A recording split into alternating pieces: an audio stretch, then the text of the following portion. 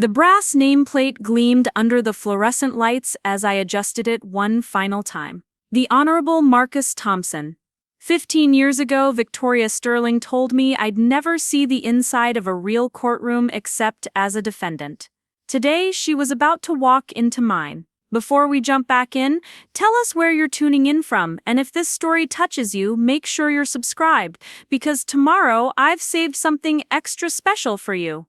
The irony wasn't lost on me as I smoothed down my judicial robes in the mirror of my chambers. The same woman who once laughed at my secondhand law books, who made jokes about my accent during firm meetings, who ultimately fired me for not fitting the culture of Sterling and Associates, was now standing in the hallway outside Department 15, probably rehearsing her opening arguments. She had no idea who would be presiding over her biggest case of the year. I could hear the murmur of voices through the heavy oak door. The gallery was packed. This wasn't just any civil case, it was the kind that made headlines. Sterling and Associates representing Meridian Corporation in a massive fraud lawsuit, with millions on the line. The kind of case that could make or break careers, the kind Victoria had built her reputation on, the kind I was never allowed to touch when I worked for her. My court clerk, Eleanor Martinez, knocked softly before entering. She'd been with the courthouse for 20 years, had seen me struggle through my early days as a public defender, cramming case files in my beat-up Honda Civic, wearing the same 2 suits I rotated every week.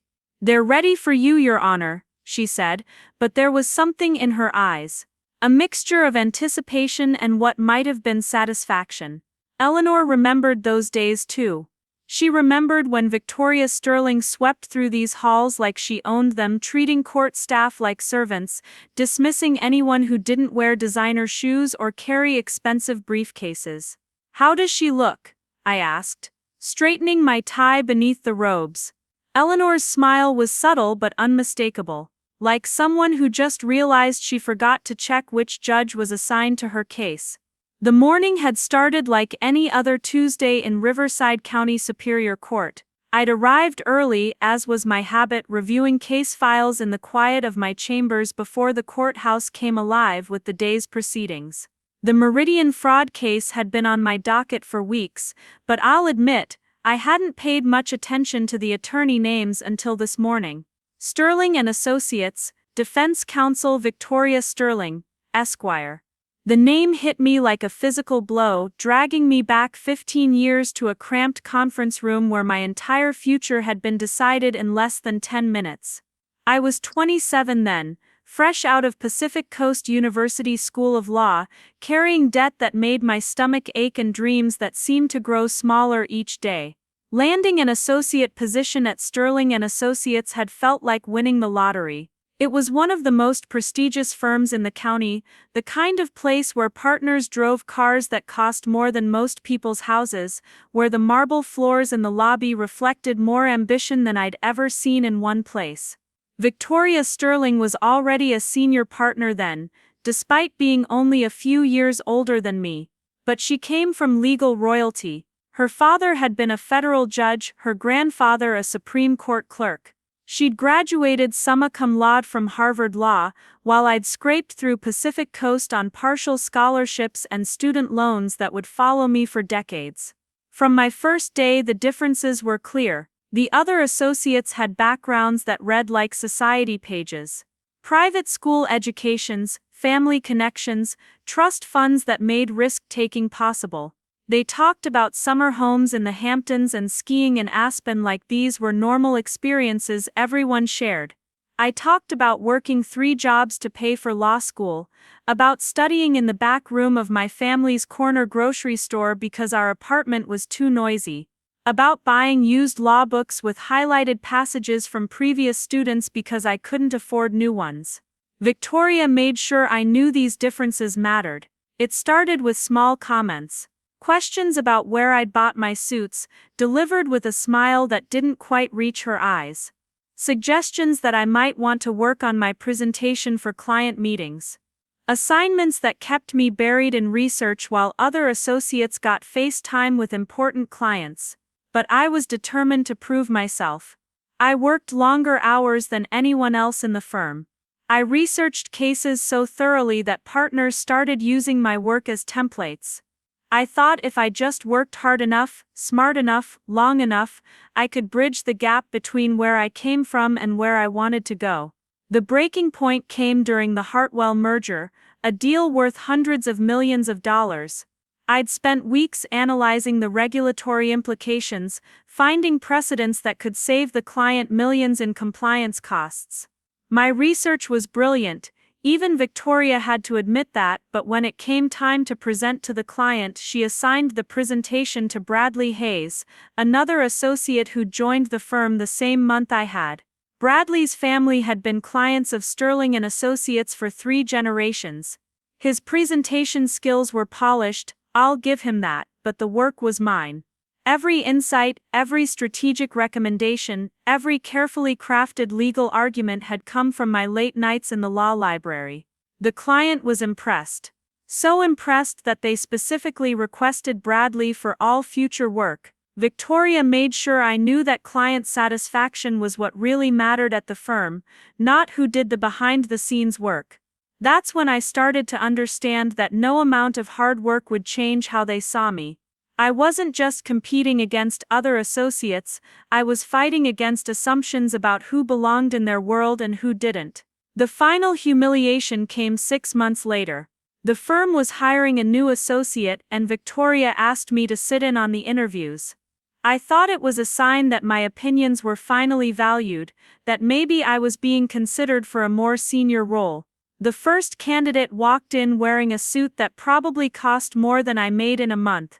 His handshake was firm, his smile confident. He'd graduated from Yale Law, spent a summer interning at a white shoe firm in Manhattan, spoke fluent French and German. His father was a prominent judge in the state, his mother served on several nonprofit boards. His grades were mediocre. His writing samples were adequate at best. His knowledge of the law was surface level, the kind you could acquire with good tutoring and excellent connections. Victoria was charmed. She laughed at his stories about European vacations, nodded approvingly when he mentioned family friends who might become clients. After he left, she turned to me with enthusiasm. "Now that's the kind of associate we need," she said. "Someone who understands our clientele, who can move in the right circles. Someone who fits." The message was clear. No matter how hard I worked, no matter how much I achieved, I would never fit. I would always be the kid from the wrong side of town who somehow snuck into their exclusive club. The end came 2 weeks later. Victoria called me into her office on a Friday afternoon. The space was intimidating by design, with floor-to-ceiling windows overlooking the city, expensive art on the walls, and a desk the size of a small car. She didn't ask me to sit. "Marcus," she began, her voice carrying that particular tone that wealthy people use when they're about to do something cruel but want to sound reasonable about it. "We've been evaluating our associate program." Preparing and narrating this story took us a lot of time, so if you are enjoying it, subscribe to our channel. It means a lot to us. Now back to the story. "And we've decided to make some changes." I knew what was coming, but I let her finish. "Your work is adequate," she continued, the word adequate landing like a slap. "But we don't feel you're the right cultural fit for where Sterling and Associates is heading. We need associates who can seamlessly integrate with our client base, who understand the expectations of our practice." I found my voice. "My work has been excellent and you know it. The Hartwell research alone saved the client. This isn't about individual projects," she cut me off. "This is about the bigger picture. Our clients expect a certain level of sophistication, a certain polish. They want to work with attorneys who move in their world, who understand their values." The translation was simple. They wanted attorneys who looked like them, sounded like them, came from families like theirs. "We're prepared to offer you a generous severance package," Victoria continued, sliding a folder across the massive desk. 2 months' salary, and of course we'll provide references that speak to your technical skills." Technical skills. As if everything I'd accomplished could be reduced to data entry. I picked up the folder without opening it. And if I don't sign? Her smile was sharp as a blade. Then you'll leave with nothing, and I'm afraid our references will be less than enthusiastic. The legal community in this county is quite small, Marcus. Reputations matter. The threat was clear. Sign the agreement and disappear quietly, or fight and find yourself blacklisted from every decent firm in the region. I signed. Not because I was afraid, but because I was smart enough to know that sometimes you have to lose a battle to position yourself for the war. Walking out of Sterling & Associates that day, carrying my few personal belongings in a cardboard box, I felt something I'd never experienced before. Not just anger or disappointment, but a crystalline clarity about what I needed to do. I wasn't going to try to fit into their world. I was going to build my own. The public defender's office wasn't glamorous. The building was a converted warehouse with fluorescent lighting that flickered and air conditioning that worked sporadically. My office was barely large enough for a desk and 2 chairs, with a window that looked out onto the courthouse parking lot, but it was mine. And more importantly, it was where I learned what really mattered about practicing law. My clients weren't corporate executives worried about merger regulations or tax implications. They were people whose entire futures hung in the balance. Single mothers facing drug charges, young men caught up in gang violence, elderly people accused of crimes they barely understood. They couldn't afford attorneys like Victoria Sterling. They couldn't afford attorneys at all, so they got me, and I gave them everything I had. I approached each case like it was the most important matter in the world, because for my clients it was. I researched precedents until my eyes burned, crafted arguments with the same precision I'd once brought to corporate mergers, fought for every small victory like it was a landmark Supreme Court decision. The work was exhausting and heartbreaking and occasionally triumphant. But it was also where I discovered something Victoria Sterling and her colleagues would never understand. The law isn't about impressing clients who can afford your hourly rate, it's about justice. It's about giving everyone, regardless of their background or bank account, a fighting chance. My reputation in the public defender's office grew quickly. Other attorneys started asking for my input on difficult cases. Judges began to take notice of my preparation and legal arguments. I wasn't just another overworked public defender anymore. I was becoming something else.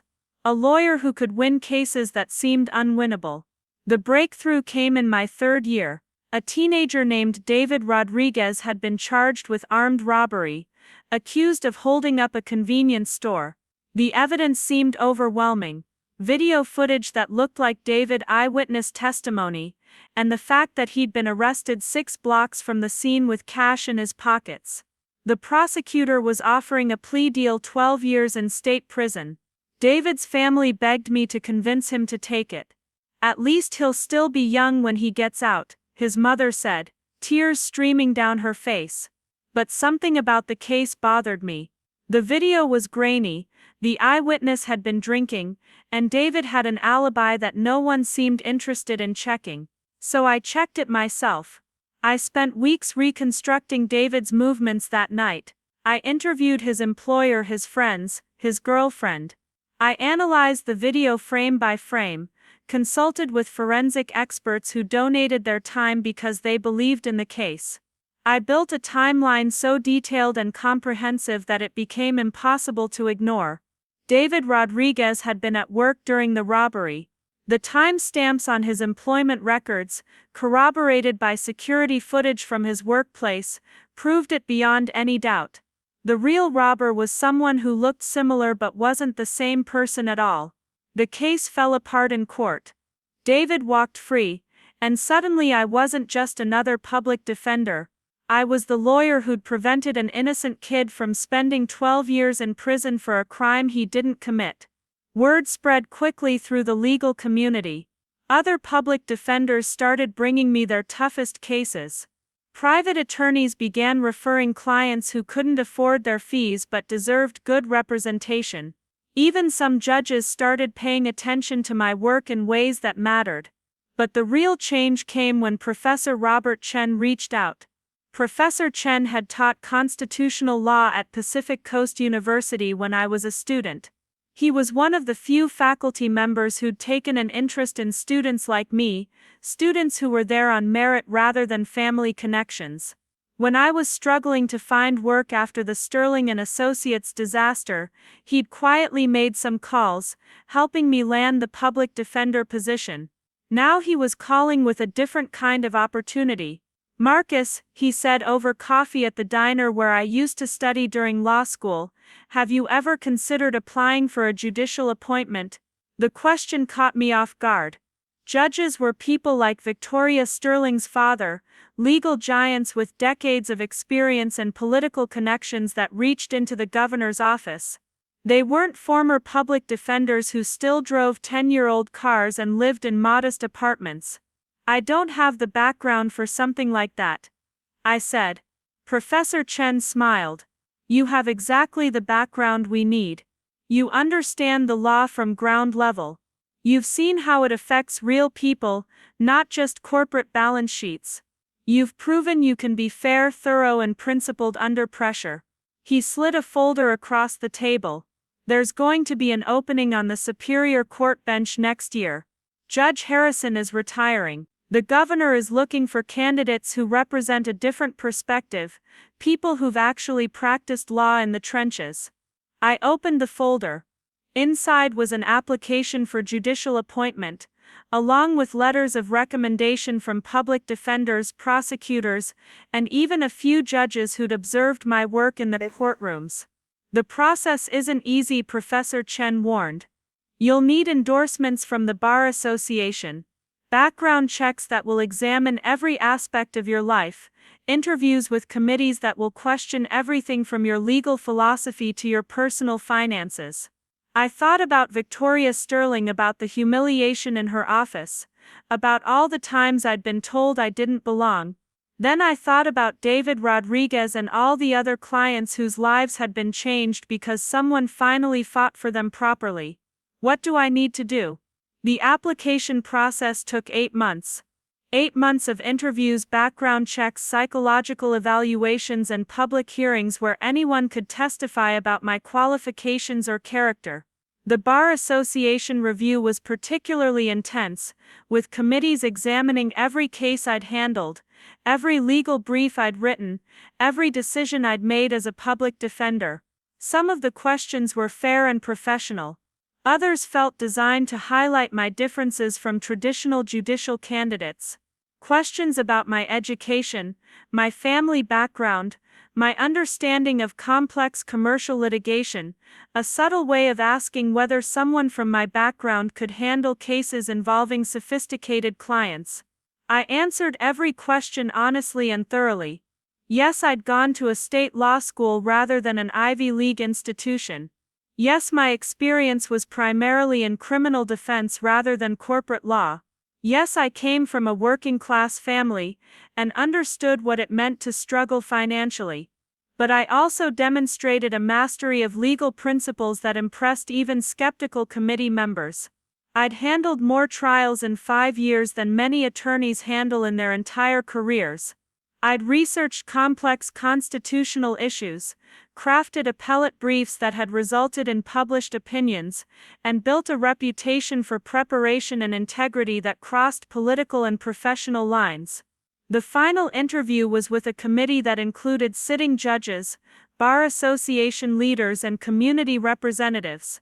They asked about my judicial philosophy, my views on sentencing, my ability to remain impartial in cases involving parties from different economic backgrounds. "Judge Thompson," one committee member said, using the title hypothetically, "some might argue that your background as a public defender could bias you toward criminal defendants or against court. How would you respond to that concern?" I'd been expecting this question for months. I'd respond that my experience has taught me to look at evidence rather than assumptions. I've seen cases where prosecutors overreached and cases where they showed appropriate restraint. I've seen corporate executives who followed the law scrupulously, and others who believed rules didn't apply to them. My job as a judge wouldn't be to favor any particular type of party, but to ensure that every person who enters my courtroom receives equal treatment under the law. 3 weeks later, Professor Chen called with the news. Governor Patricia Walsh had announced her judicial appointments for the Superior Court. My name was on the list. The swearing-in ceremony was held in the courthouse where I'd spent so many years as a public defender. My family was there, proud and somewhat bewildered that their son had risen to such heights. Eleanor Martinez, who'd processed my public defender case files for years, watched from the gallery with tears in her eyes.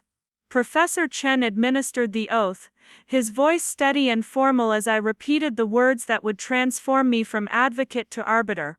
I solemnly swear that I will support and defend the Constitution of the United States and the Constitution of the State of California, and that I will faithfully discharge the duties of my office according to the best of my ability. When I put on the judicial robes for the first time, I felt the weight of responsibility settle on my shoulders. This wasn't just about personal achievement or vindication. It was about serving justice for everyone who would appear in my courtroom regardless of their background, their resources or their connections. I thought about Victoria Sterling that day, wondering if she'd heard about my appointment, wondering what she might think about the inadequate associate who was now the Honorable Marcus Thompson. But mostly I thought about the future, about the cases I would hear and the decisions I would make. I had no idea that within a few years Victoria Sterling would be standing in my courtroom, about to learn that the young man she'd dismissed and humiliated was now the person who would determine the fate of her biggest case. Justice, as it turned out, had a sense of irony. The courthouse doors swung open with their familiar heavy thud, and I could hear the click of expensive heels on marble. From my chambers I watched through the security monitor as Victoria Sterling made her entrance. She moved like she always had, with the confidence of someone who believed the world was designed to accommodate her. Her navy Armani suit was impeccable, her briefcase was Italian leather, and her expression carried that familiar mix of entitlement and mild boredom that suggested this was just another ordinary day in her extraordinary career. Behind her walked Bradley Hayes, now her law partner, carrying himself with the same arrogant swagger I remembered from our associate days. He'd gained weight over the years, and his hairline had retreated, but his sense of superiority remained intact. They were followed by a small army of junior associates and paralegals, all perfectly groomed and radiating the kind of nervous energy that comes from working for people who view mistakes as career-ending offenses. Eleanor appeared at my door again, this time with barely contained excitement. "Your Honor, counsel for the defense has arrived. They're requesting a brief meeting in chambers before we begin." I almost smiled. Of course Victoria would want a pre-trial conference. She'd always been the type to angle for every possible advantage, to charm judges and court staff into seeing things her way. She probably assumed this would be like every other case, where her reputation and connections would smooth the path ahead. "Tell counsel that we'll proceed directly to open court," I said, adjusting my robes one final time. "No preliminary meetings necessary." Eleanor's grin was unmistakable now. "Yes, Your Honor." "Should I inform them of any special protocols?" "Just the standard procedures, Eleanor. Treat them exactly like any other counsel appearing before this court." The walk from my chambers to the courtroom felt longer than usual. Each step carried the weight of 15 years. 15 years of proving myself, of building a career on merit rather than connections, of demonstrating that justice doesn't require a pedigree. The hallway was lined with portraits of former judges, men and women who'd served with distinction, and I knew that my own portrait would someday hang among them. I paused at the door to the courtroom, listening to the murmur of conversation from inside. The gallery was packed, as expected for a case of this magnitude. Meridian Corporation was accused of defrauding investors out of $60 million, and Sterling and Associates had built their defense around technical regulatory interpretations and procedural challenges. It was exactly the kind of complex commercial litigation that Victoria had always claimed required a certain sophistication to understand. Today we'd see how sophisticated her arguments really were. I entered through the judge's door, and the bailiff's voice rang out with authority. All rise. Department 15 of the Riverside County Superior Court is now in session, the Honorable Marcus Thompson presiding. The rustle of clothing and scraping of chairs filled the courtroom as everyone stood. I took my place behind the bench, the elevated position giving me a clear view of the entire room. On the plaintiff's side sat a team of attorneys I recognized from previous cases, experienced litigators who specialized in securities fraud. They'd done their homework, and their client had a strong case. On the defense side stood Victoria Sterling. I watched as her eyes traveled from the plaintiff's table to the jury box to the gallery, taking in every detail with the calculating gaze of someone assessing her battlefield. Then her gaze reached the bench, and for the first time in 15 years, Victoria Sterling and I made direct eye contact. The change in her expression was subtle but unmistakable. The confident smile faltered slightly, her perfectly composed features showing the first crack of uncertainty. She blinked once, twice, as if trying to clear her vision. I could see her mind working, trying to process what she was seeing, trying to reconcile the young man she'd dismissed with the figure now sitting in judgment over her case. "Please be seated," I said, my voice carrying clearly through the courtroom's acoustics. Matter of Henderson versus Meridian Corporation. Counsel, please state your appearances for the record. The plaintiff's attorney spoke first, his voice confident and clear. Then it was Victoria's turn. She stood slowly, and for perhaps the first time in her career, she seemed uncertain about her words. Victoria Sterling of Sterling and Associates, appearing for the defendant Meridian Corporation, Your Honor. Her voice was steady, but I caught the slight pause before she said Your Honor, as if the words tasted strange in her mouth. Bradley Hayes rose next, and I watched his face go through the same process of recognition and disbelief. Bradley Hayes, also of Sterling and Associates, co-counsel for defendant. The formal courtroom language couldn't mask what was happening. Both of them were struggling to process the impossible reality that Marcus Thompson, the inadequate associate they'd dismissed as culturally unsuitable, was now the judge who would determine the fate of their case. Thank you, counsel. Before we proceed with opening statements, are there any preliminary matters to address? Victoria cleared her throat, and I could see her lawyer's instincts fighting with her personal shock. Your Honor, defense requests a brief recess to address a potential scheduling conflict. I'd expected this. She needed time to think, to strategize, perhaps to consider whether my presence on the bench created grounds for recusal. It was a reasonable request from a legal standpoint, but I also knew Victoria well enough to recognize a delaying tactic when I heard one. Motion denied, Counselor. This trial has been scheduled for months, and all parties have had ample time to address scheduling issues. We'll proceed with opening statements. Miss Sterling, is defense ready to proceed? The question hung in the air like a challenge. Victoria had built her career on being ready for anything, on projecting absolute confidence even in difficult situations. But I could see the calculation behind her eyes, the rapid assessment of her options, and the dawning realization that she had very few. Yes, Your Honor, defense is ready. The plaintiff's opening statement was straightforward and devastating. The evidence against Meridian Corporation was substantial: falsified financial reports, misleading investor presentations, money shifted between accounts to hide losses. The attorney presented his case methodically, building a timeline of deception that would be difficult for any defense team to counter.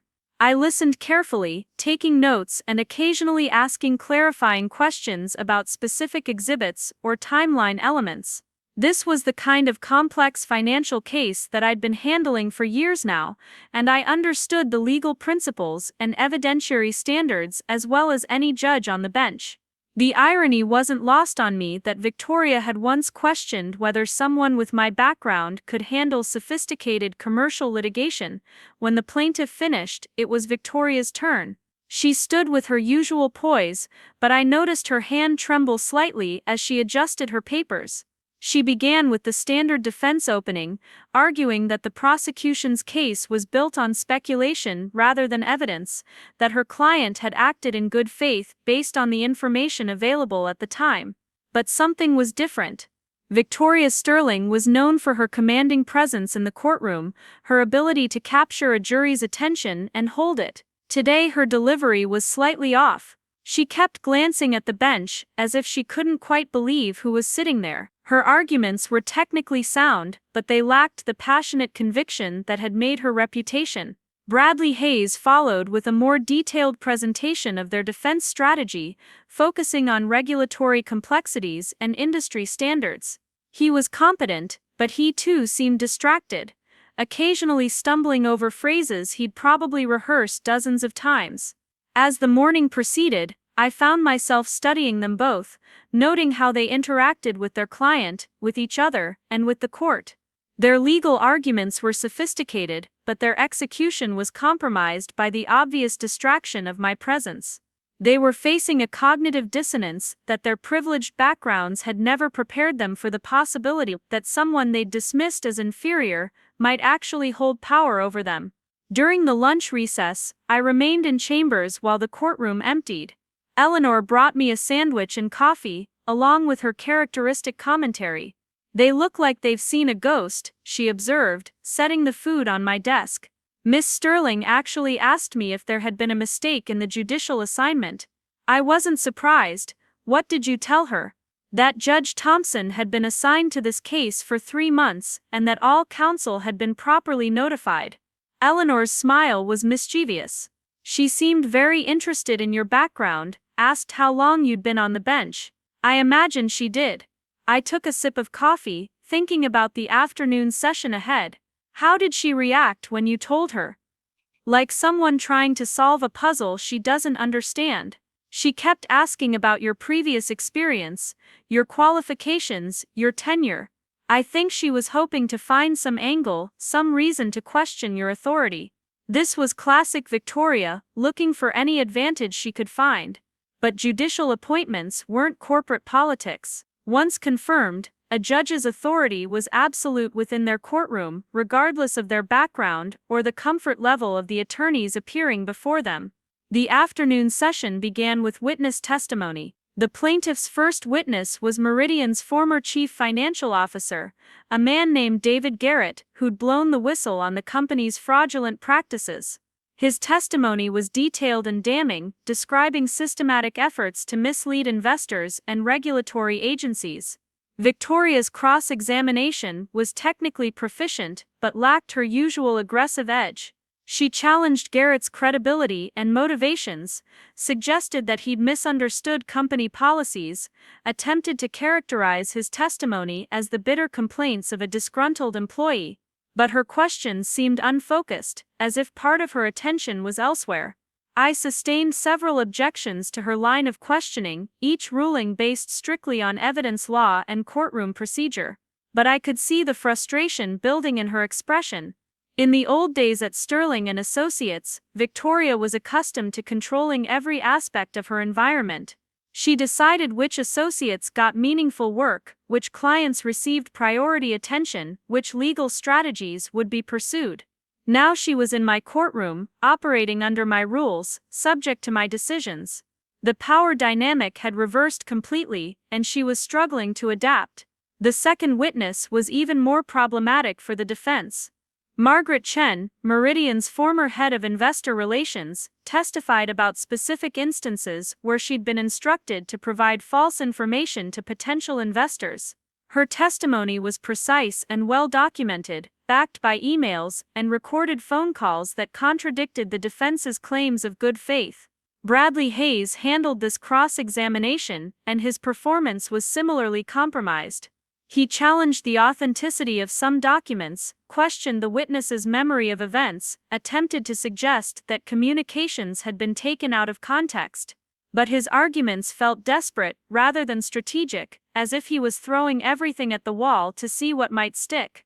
I made several evidentiary rulings during his cross-examination, each one based on established precedent and proper legal procedure.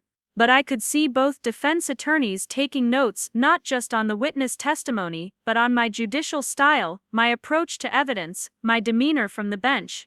They were trying to figure out who I was as a judge, how I might rule on various motions, what my biases or preferences might be. It was standard attorney behavior, but it was also something more. They were trying to reconcile the Marcus Thompson they remembered with the Judge Thompson they were facing. As the day wore on, their discomfort became more apparent. Victoria's confident courtroom manner had given way to a more cautious approach.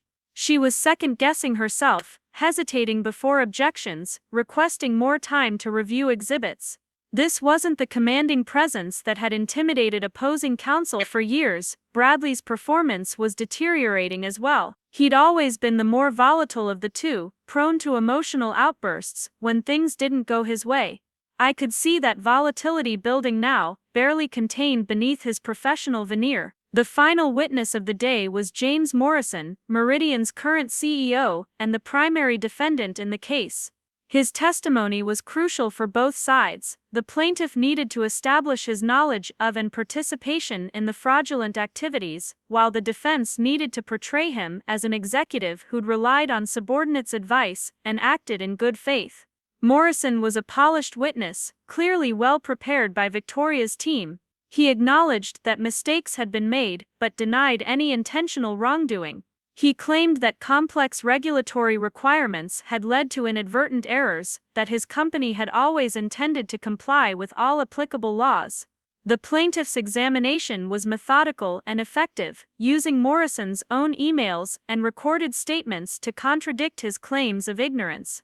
By the time they finished, it was clear that Morrison's credibility had been seriously damaged. Victoria's redirect examination was her opportunity to rehabilitate her client, to provide context for the damaging evidence, and restore some credibility to his testimony. This was where her skills as a trial attorney should have shown, where her ability to think quickly and adapt to changing circumstances should have given her an advantage. Instead, her questions were unfocused and repetitive. She seemed to be following a script, rather than responding to the actual testimony that had been elicited. Several times, she asked questions that had already been answered, or pursued lines of inquiry that only served to highlight the weaknesses in her client's position. I found myself intervening more than usual, clarifying questions that were unclear, ensuring that testimony remained relevant to the issues at hand. Each intervention was perfectly appropriate from a judicial standpoint, but I could see Victoria's frustration growing with each ruling. Finally, as the afternoon session drew to a close, Bradley Hayes made the mistake I'd been expecting all day. During his examination of Morrison, he became increasingly aggressive, attempting to lead the witness through a series of questions designed to deflect blame onto regulatory agencies and industry practices.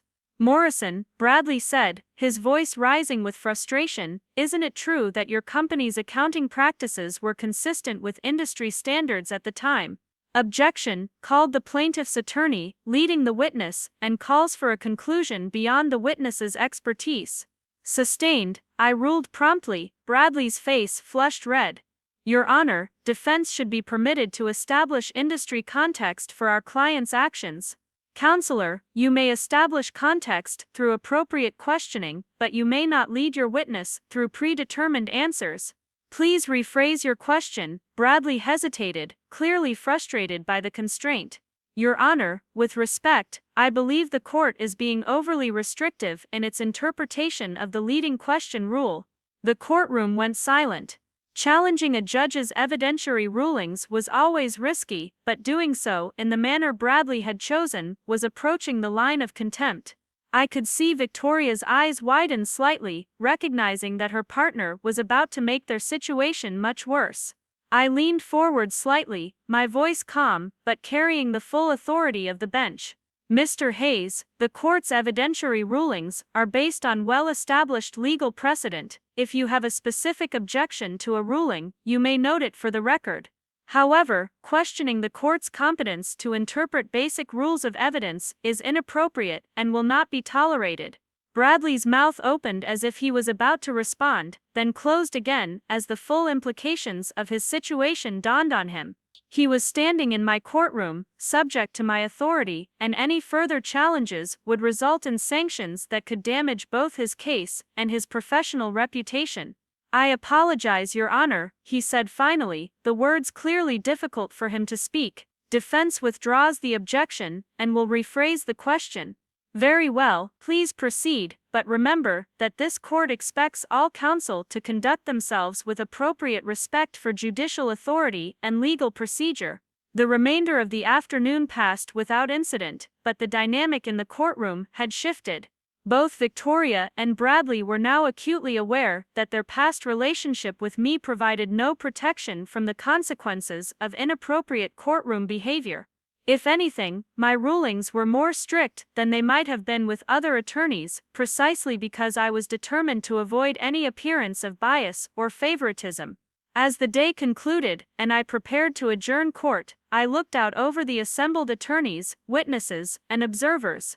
This was my courtroom, operating under my authority, guided by my commitment to fair and impartial justice. The young man who'd been humiliated in Victoria Sterling's office 15 years ago was gone, replaced by a judge who'd earned his position through merit, dedication, and an unwavering commitment to the law. "Court will recess until 9 o'clock tomorrow morning," I announced. "Counsel are reminded that witness lists and exhibit schedules must be filed according to the pretrial order. This court expects punctual compliance with all deadlines and procedures." As the courtroom emptied, I could see Victoria and Bradley huddled in intense conversation near the defense table. They were undoubtedly trying to process what had happened, to develop strategies for dealing with a judge who knew their history and wouldn't be impressed by their reputations. But what they still didn't understand was that this wasn't about personal vindication or settling old scores. This was about justice, about ensuring that every party received fair treatment under the law, regardless of their connections or resources. Tomorrow would bring new challenges, new testimony, and new opportunities for them to demonstrate whether they could practice law effectively when their usual advantages were stripped away. I was curious to see how they would adapt, whether they could rise to the occasion, or whether their dependence on privilege and intimidation would ultimately prove their undoing. Either way, justice would be served.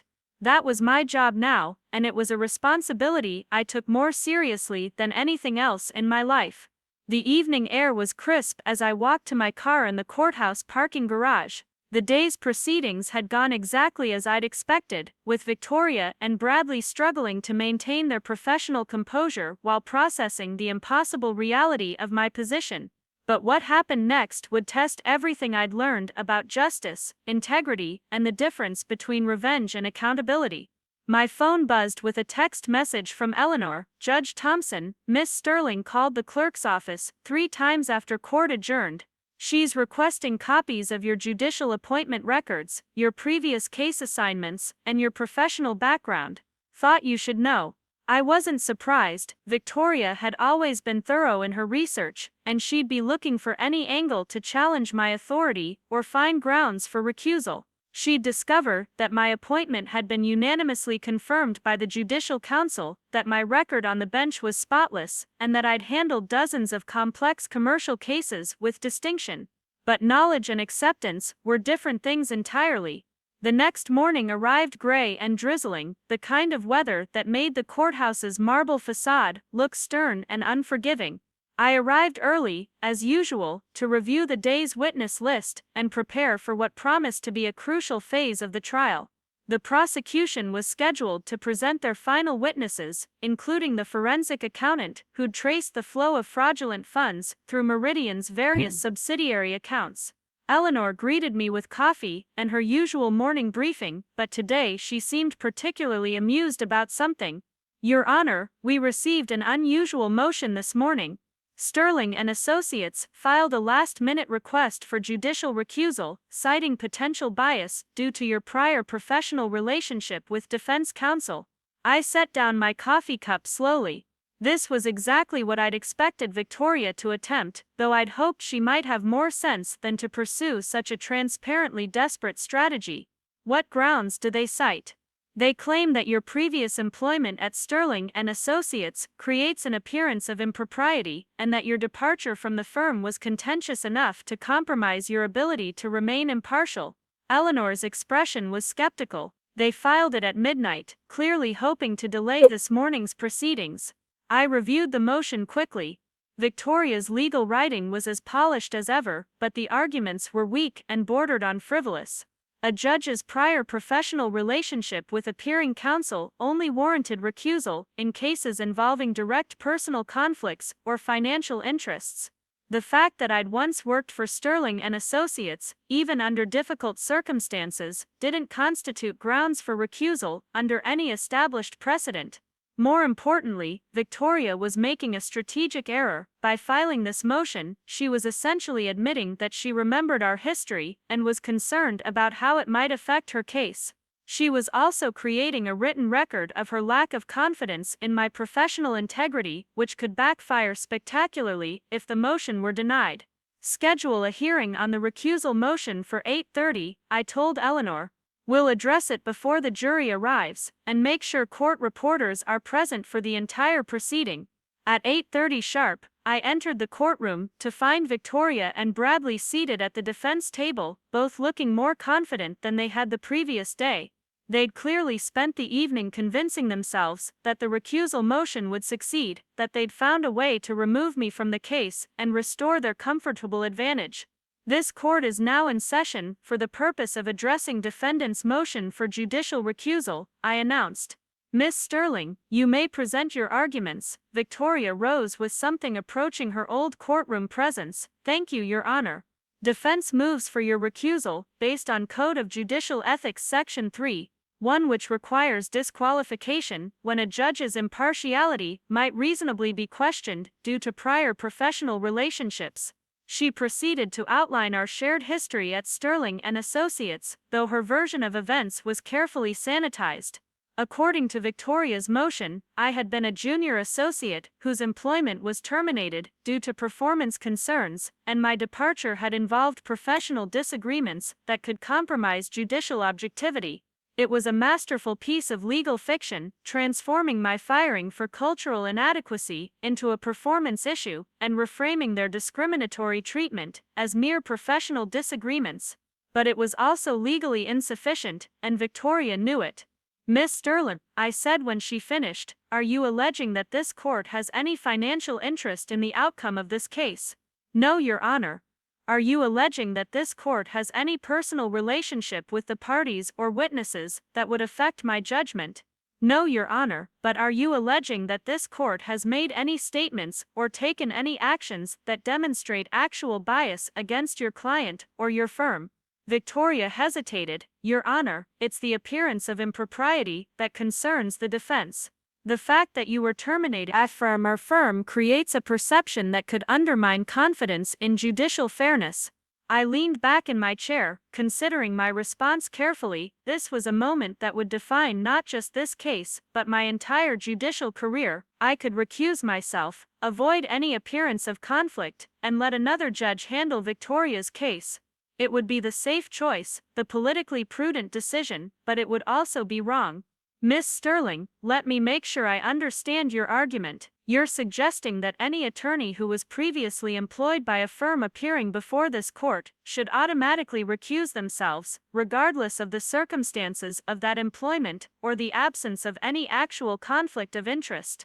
In cases where the employment ended contentiously, yes, Your Honor, and who would determine whether an employment termination was contentious? The former employer, the terminated employee, some neutral third party. I could see Victoria beginning to realize the weakness in her position. Your Honor, the circumstances of your departure from Sterling and Associates are well documented. Indeed they are, Miss Sterling. Which brings me to my next question. In your motion, you characterize my departure as resulting from performance concerns. Do you have documentation supporting that characterization? The courtroom fell silent. Victoria had made a tactical error by putting the circumstances of my firing into the legal record, because now those circumstances could be examined in detail, and the truth was very different from her sanitized version. Your Honor, personnel matters are typically confidential, not when they're made the basis for a judicial recusal motion. Counselor, you've opened this door by alleging that my departure was contentious and based on performance issues. If you want this court to consider those allegations, you'll need to provide evidence supporting them. Bradley Hayes rose quickly. Your Honor, defense withdraws the characterization of the employment termination and focuses solely on the potential appearance of impropriety. But it was too late. Victoria had already committed to a specific narrative, and backing away now would only highlight the weakness of their position. More importantly, they'd given me the opening I needed to address their motion comprehensively. Motion denied, I said firmly. The court finds no grounds for recusal under any applicable ethical standards. Defense counsel's prior employment relationship with this court does not create any actual conflict of interest, nor does it create an appearance of impropriety that would undermine confidence in judicial fairness. I paused, letting the weight of the ruling settle over the courtroom. Furthermore, this court notes that defendant's motion appears to be based on speculation rather than established legal precedent. Defense counsel is reminded that frivolous motions can result in sanctions under Rule 11 of the Federal Rules of Civil Procedure. Victoria's face had gone pale.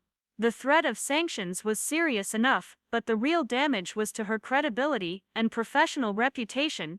She'd filed a motion that any competent attorney should have known would fail, and she'd done so in a transparent attempt to manipulate the judicial process. Court will recess for 15 minutes to allow counsel to prepare for the continuation of trial proceedings, I announced.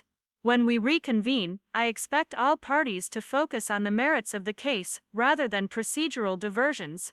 During the recess, I remained in chambers while Eleanor provided updates on the activity in the hallway. According to her reports, Victoria and Bradley were engaged in heated discussion near the courthouse elevators, their voices raised enough to attract attention from other attorneys and court staff. "She doesn't look happy," Eleanor observed with considerable understatement. "Mr. Hayes seems to be suggesting they should consider a settlement conference. That would be the smart play."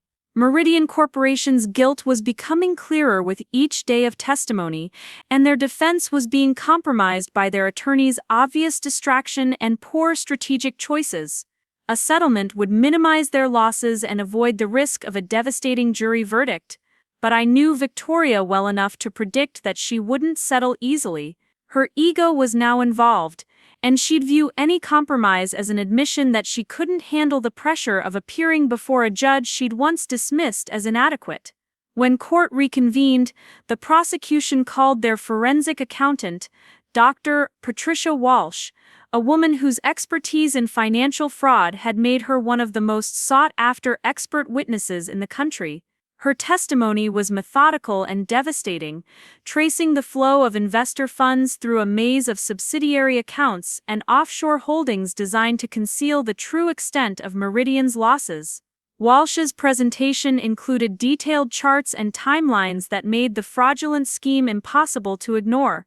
She demonstrated how company executives had systematically inflated revenue figures, hidden mounting losses, and diverted investor funds for personal use. Her analysis was so comprehensive that even the defense team's objections seemed half-hearted. Victoria's cross-examination of Dr. Walsh was technically competent, but lacked the aggressive precision that had made her reputation. She challenged the accountant's methodology, questioned her assumptions about industry standards, and attempted to suggest that apparent irregularities could be explained by legitimate business practices. But her heart wasn't in it. I could see the calculation behind her eyes, the growing realization that this case was unwinnable, and that her continued presence in my courtroom was only making things worse. Every question she asked seemed to reinforce the prosecution's case rather than undermining it. Bradley's examination was even less effective. He focused on technical accounting principles that were largely irrelevant to the central issues, asked repetitive questions that had already been answered, and generally appeared to be going through the motions rather than mounting a serious defense. By lunch recess, it was clear that the defense was in serious trouble. The evidence against Meridian Corporation was overwhelming, their attorneys were performing poorly, and the jury was beginning to show signs of impatience with the weak defense arguments. During the afternoon session, the prosecution called their final witness, Rebecca Martinez, a former Meridian executive who'd cooperated with the investigation in exchange for immunity. Her testimony was the most damaging yet, providing insider details about meetings where the fraudulent scheme was planned and implemented. Martinez described specific conversations with company executives about hiding losses from investors, creating false documentation to support fabricated revenue claims, and using new investor funds to pay returns to existing investors in classic Ponzi scheme fashion. Her testimony was corroborated by email records, recorded phone calls, and documentary evidence that made denial impossible. Victoria's cross-examination of Martinez was her last opportunity to salvage something from the case, but instead it became a demonstration of how professional competence can be compromised by personal distraction. She asked confused questions that seemed to have been prepared for a different witness, pursued lines of inquiry that only served to reinforce Martinez's credibility, and generally appeared uncertain about her own strategy. At one point, Victoria asked a question that was so clearly improper that I sustained the prosecution's objection before they could even finish stating it. "Miss Sterling," I said patiently, "that question calls for speculation beyond the witness's personal knowledge. Please confine your examination to facts within the witness's direct experience." Victoria's response was telling. "Yes, Your Honor, I apologize for the confusion." The word confusion hung in the air like an admission of incompetence, and I could see several jurors exchange glances that suggested they'd noticed her difficulties as well. Bradley's examination was equally problematic. He attempted to challenge Martinez's credibility by suggesting she was testifying only to avoid prosecution herself, but his questions were poorly constructed, and his aggressive tone seemed to alienate the jury rather than undermining the witness. Worse, he made several procedural errors that required me to intervene and clarify proper courtroom protocol. Each intervention highlighted his inexperience with criminal procedure and created an impression of professional inadequacy that reflected poorly on the entire defense team. As the afternoon wore on, I found myself in the unusual position of having to protect the defense from their own mistakes. Not because I favored their client, but because every defendant deserves competent representation, and Victoria and Bradley were failing to provide it. The situation reached a breaking point during Bradley's examination of Martinez. He was attempting to impeach her testimony using a document that hadn't been properly authenticated, and his questions were creating confusion rather than clarity. "Mr. Hayes," I interrupted, "approach the bench, please. Miss Sterling, you as well." At the sidebar, I addressed them quietly but firmly. "Counsel, this court has an obligation to ensure that all parties receive competent representation. Your client's interests are being compromised by inadequate preparation and poor strategic choices. I'm going to call a brief recess to allow you to consult with each other and refocus your approach." Victoria's face flushed with embarrassment. "Your Honor, defense objects to any suggestion that our representation is inadequate." "Miss Sterling, this is not a formal finding or criticism, it's judicial guidance intended to protect your client's interests. I suggest you use the recess productively." The 15-minute recess stretched to 25 minutes as Victoria and Bradley engaged in what appeared to be increasingly heated discussion in the hallway. When they returned, their professional demeanor had been restored, but the underlying tension was still visible. The remainder of the afternoon proceeded more smoothly, though it was clear that the defense had suffered irreparable damage. Martinez's testimony had been devastating, their cross-examination had been ineffective, and the jury had witnessed a defense team struggling with basic trial procedures. As the day concluded, I could see Victoria and Bradley's resignation beginning to set in. They were facing the reality that they were going to lose this case, that their client would likely be found liable for massive fraud, and that their professional reputations had been damaged by their poor performance in my courtroom. But what they still didn't understand was that none of this was about personal vindication for past wrongs.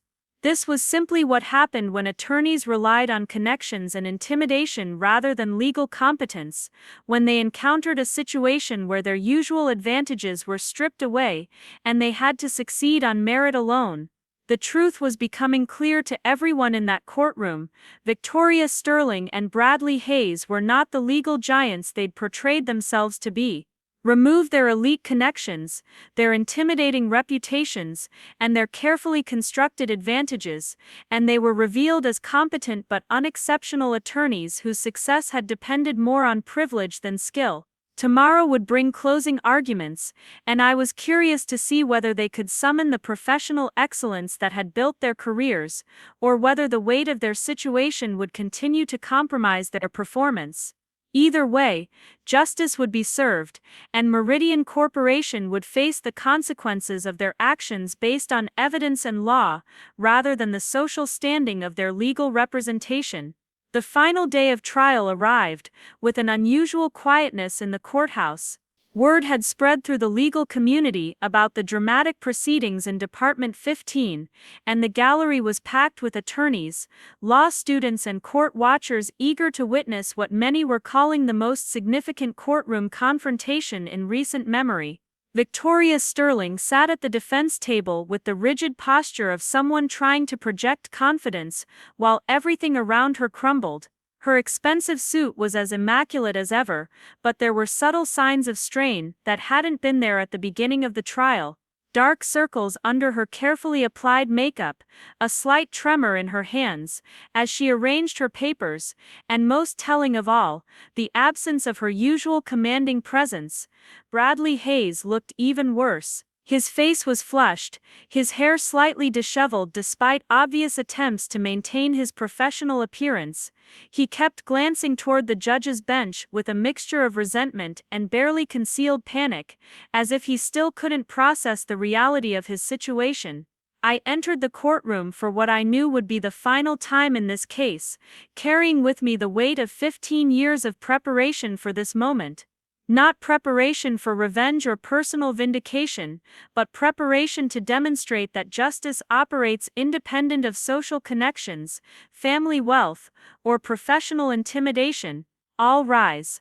Department 15 of the Riverside County Superior Court is now in session, the Honorable Marcus Thompson presiding. As I took my place behind the bench, I surveyed the packed courtroom. In the gallery, I recognized several prominent attorneys from the local bar association, a few judges from other departments, and even some reporters who'd gotten wind of the unusual dynamics at play. This case had become something more than a simple fraud trial. It had become a referendum on merit versus privilege in the legal profession. Good morning, counsel. We're here for closing arguments in the matter of Henderson versus Meridian Corporation. Before we begin, are there any final motions or administrative matters to address? Victoria rose slowly. Your Honor, defense renews its motion for a directed verdict, based on insufficient evidence to support the plaintiff's claims. It was a standard maneuver, but one that revealed just how desperate their situation had become. The evidence against Meridian Corporation was overwhelming, documented by hundreds of exhibits, corroborated by multiple witnesses, and analyzed by experts whose credentials were impeccable. No reasonable judge would grant a directed verdict under these circumstances. Motion denied, Ms. Sterling. The evidence presented is more than sufficient for jury consideration. Are you ready to proceed with closing arguments? I could see her jaw tighten almost imperceptibly. Yes, Your Honor. Defense is ready. The prosecution's closing argument was masterful. Lead counsel methodically reviewed the evidence, connecting each fraudulent transaction to specific company executives, demonstrating the systematic nature of the scheme, and calculating the enormous financial damage inflicted on innocent investors. His presentation was clear, compelling, and devastating. Ladies and gentlemen of the jury, he concluded, This case is about accountability. It's about ensuring that corporate executives cannot hide behind complex financial structures and technical legal arguments when they deliberately deceive the people who trusted them with their life savings. The evidence is clear, the law is settled, and justice demands a verdict that holds Meridian Corporation fully responsible for their actions. Then it was Victoria's turn. This was her moment to demonstrate the courtroom brilliance that had built her reputation, to show why Sterling and Associates commanded the highest fees in the county, to prove that her success was based on legal skill rather than social connections. Instead, what followed was perhaps the most painful closing argument I'd ever witnessed from an attorney of her supposed caliber. Victoria began with the standard defense themes, arguing that the prosecution had failed to prove intent to defraud, that complex business transactions had been mischaracterized by witnesses with ulterior motives, that industry practices had been unfairly criminalized by overzealous prosecutors. But her delivery was stilted and unconvincing. She kept losing her train of thought, circling back to arguments she'd already made, and failing to address the most damaging evidence against her client. Worse, she seemed to be arguing to me rather than to the jury, as if she was still trying to impress the young associate she remembered rather than persuading the 12 citizens who would actually decide her client's fate.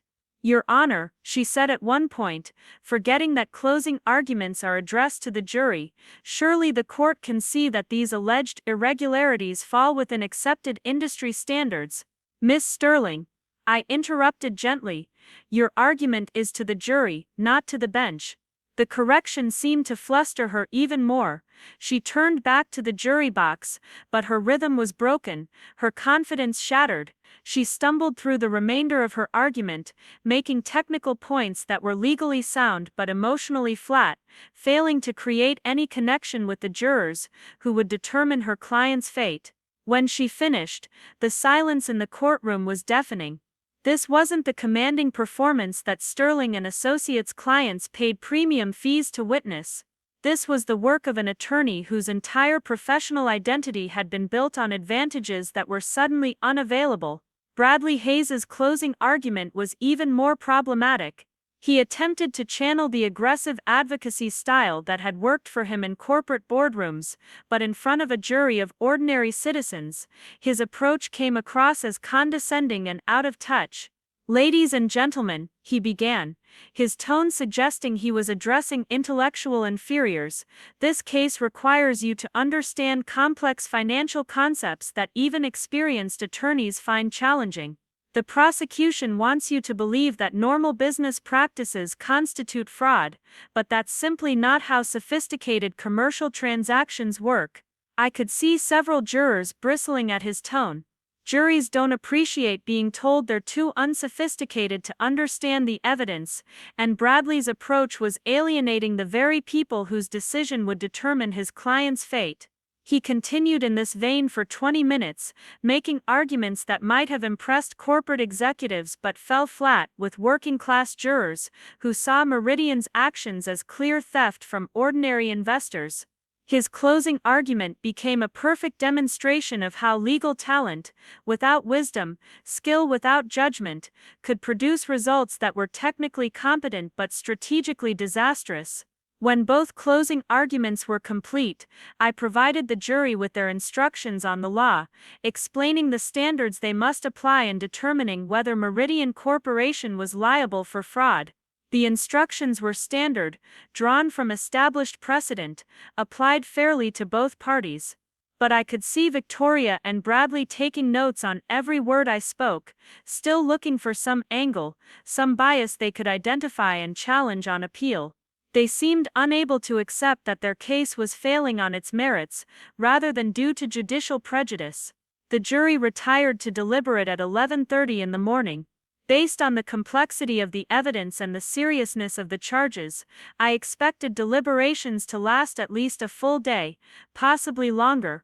Fraud cases often required extensive review of financial documents and careful consideration of intent issues. Instead, the jury returned in less than 3 hours. Eleanor appeared at my chamber's door with the news that still surprises me when I remember it. Your Honor, the jury has reached a verdict. They're requesting to return to the courtroom.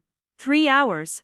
For a case involving $60 million in alleged fraud, hundreds of exhibits, and testimony from dozens of witnesses. Either the jury had found the evidence so clear that extended deliberation was unnecessary, or they had been so unconvinced by the defense arguments that the decision was obvious. The courtroom was electric with tension as everyone reassembled. Victoria and Bradley sat stiffly at the defense table, their client between them looking pale and resigned. The prosecution team appeared cautiously optimistic, but experienced trial attorneys know that quick verdicts can favor either side. Has the jury reached a verdict? I asked the foreman, a retired teacher named Patricia Wilson, whose careful attention during the trial had impressed both sides. We have, Your Honor. Please hand the verdict form to the bailiff. I reviewed the form carefully, my expression neutral despite the significance of what I was reading. The jury had found Meridian Corporation liable on all counts: fraud, breach of fiduciary duty, violation of securities regulations. They had awarded damages in the amount of $87 million, including punitive damages that sent a clear message about their view of the defendant's conduct. The defendant will rise for the reading of the verdict. Victoria, Bradley and their client stood as I read the jury's findings aloud. With each count, I could see Victoria's composure slipping further. This wasn't just a legal defeat, it was a complete destruction of her client's business, and a devastating blow to her professional reputation. When I finished reading the verdict, the courtroom erupted in subdued conversation. The reporters were already typing on their phones, the gallery was buzzing with commentary, and the prosecution team was struggling to contain their satisfaction. But what I noticed most was Victoria Sterling's reaction. For just a moment, her carefully constructed professional mask slipped completely. She looked directly at me with an expression of pure disbelief, as if she still couldn't accept that the inadequate associate she'd dismissed had just presided over the most significant defeat of her career. Ladies and gentlemen of the jury, I said, thank you for your service. Your careful attention to the evidence and thoughtful deliberation are essential to our system of justice. As the jury filed out, I could see Victoria gathering her papers with mechanical precision, her movements sharp and controlled. Bradley was whispering urgently in her ear, probably discussing appeal strategies or damage control measures. Counsel, I said, are there any post-trial motions to address at this time? Victoria rose one final time. Your Honor, defense reserves the right to file post-trial motions within the statutory time period. It was a standard response, but her tone carried undertones of something that might have been defeat, frustration, or perhaps the first glimmer of recognition that her world had fundamentally changed. Very well. This court will entertain properly filed post-trial motions according to established procedures. Is there anything else? No, Your Honor. Victoria said, her voice barely audible. Then this court is adjourned. As I rose and exited through the judge's door, I could hear the explosion of conversation behind me.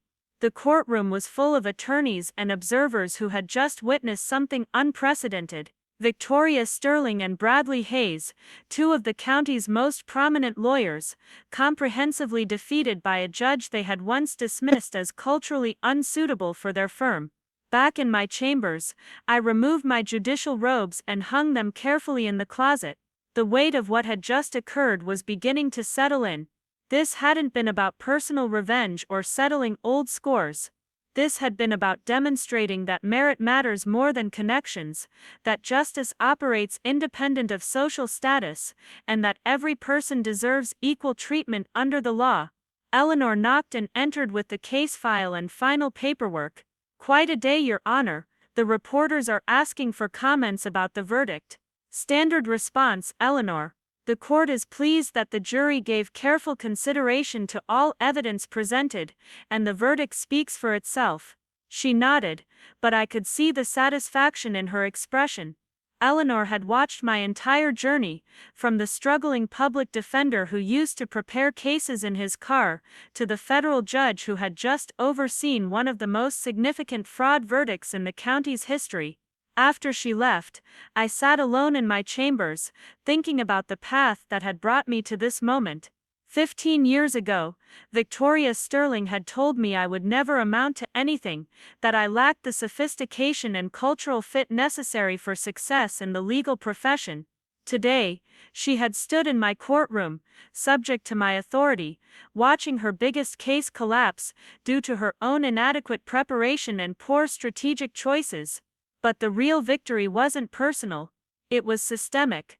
It was proof that our legal system, when it functions properly, rewards merit over privilege, preparation over connections, integrity over intimidation. 3 weeks later, I received a letter that I hadn't expected.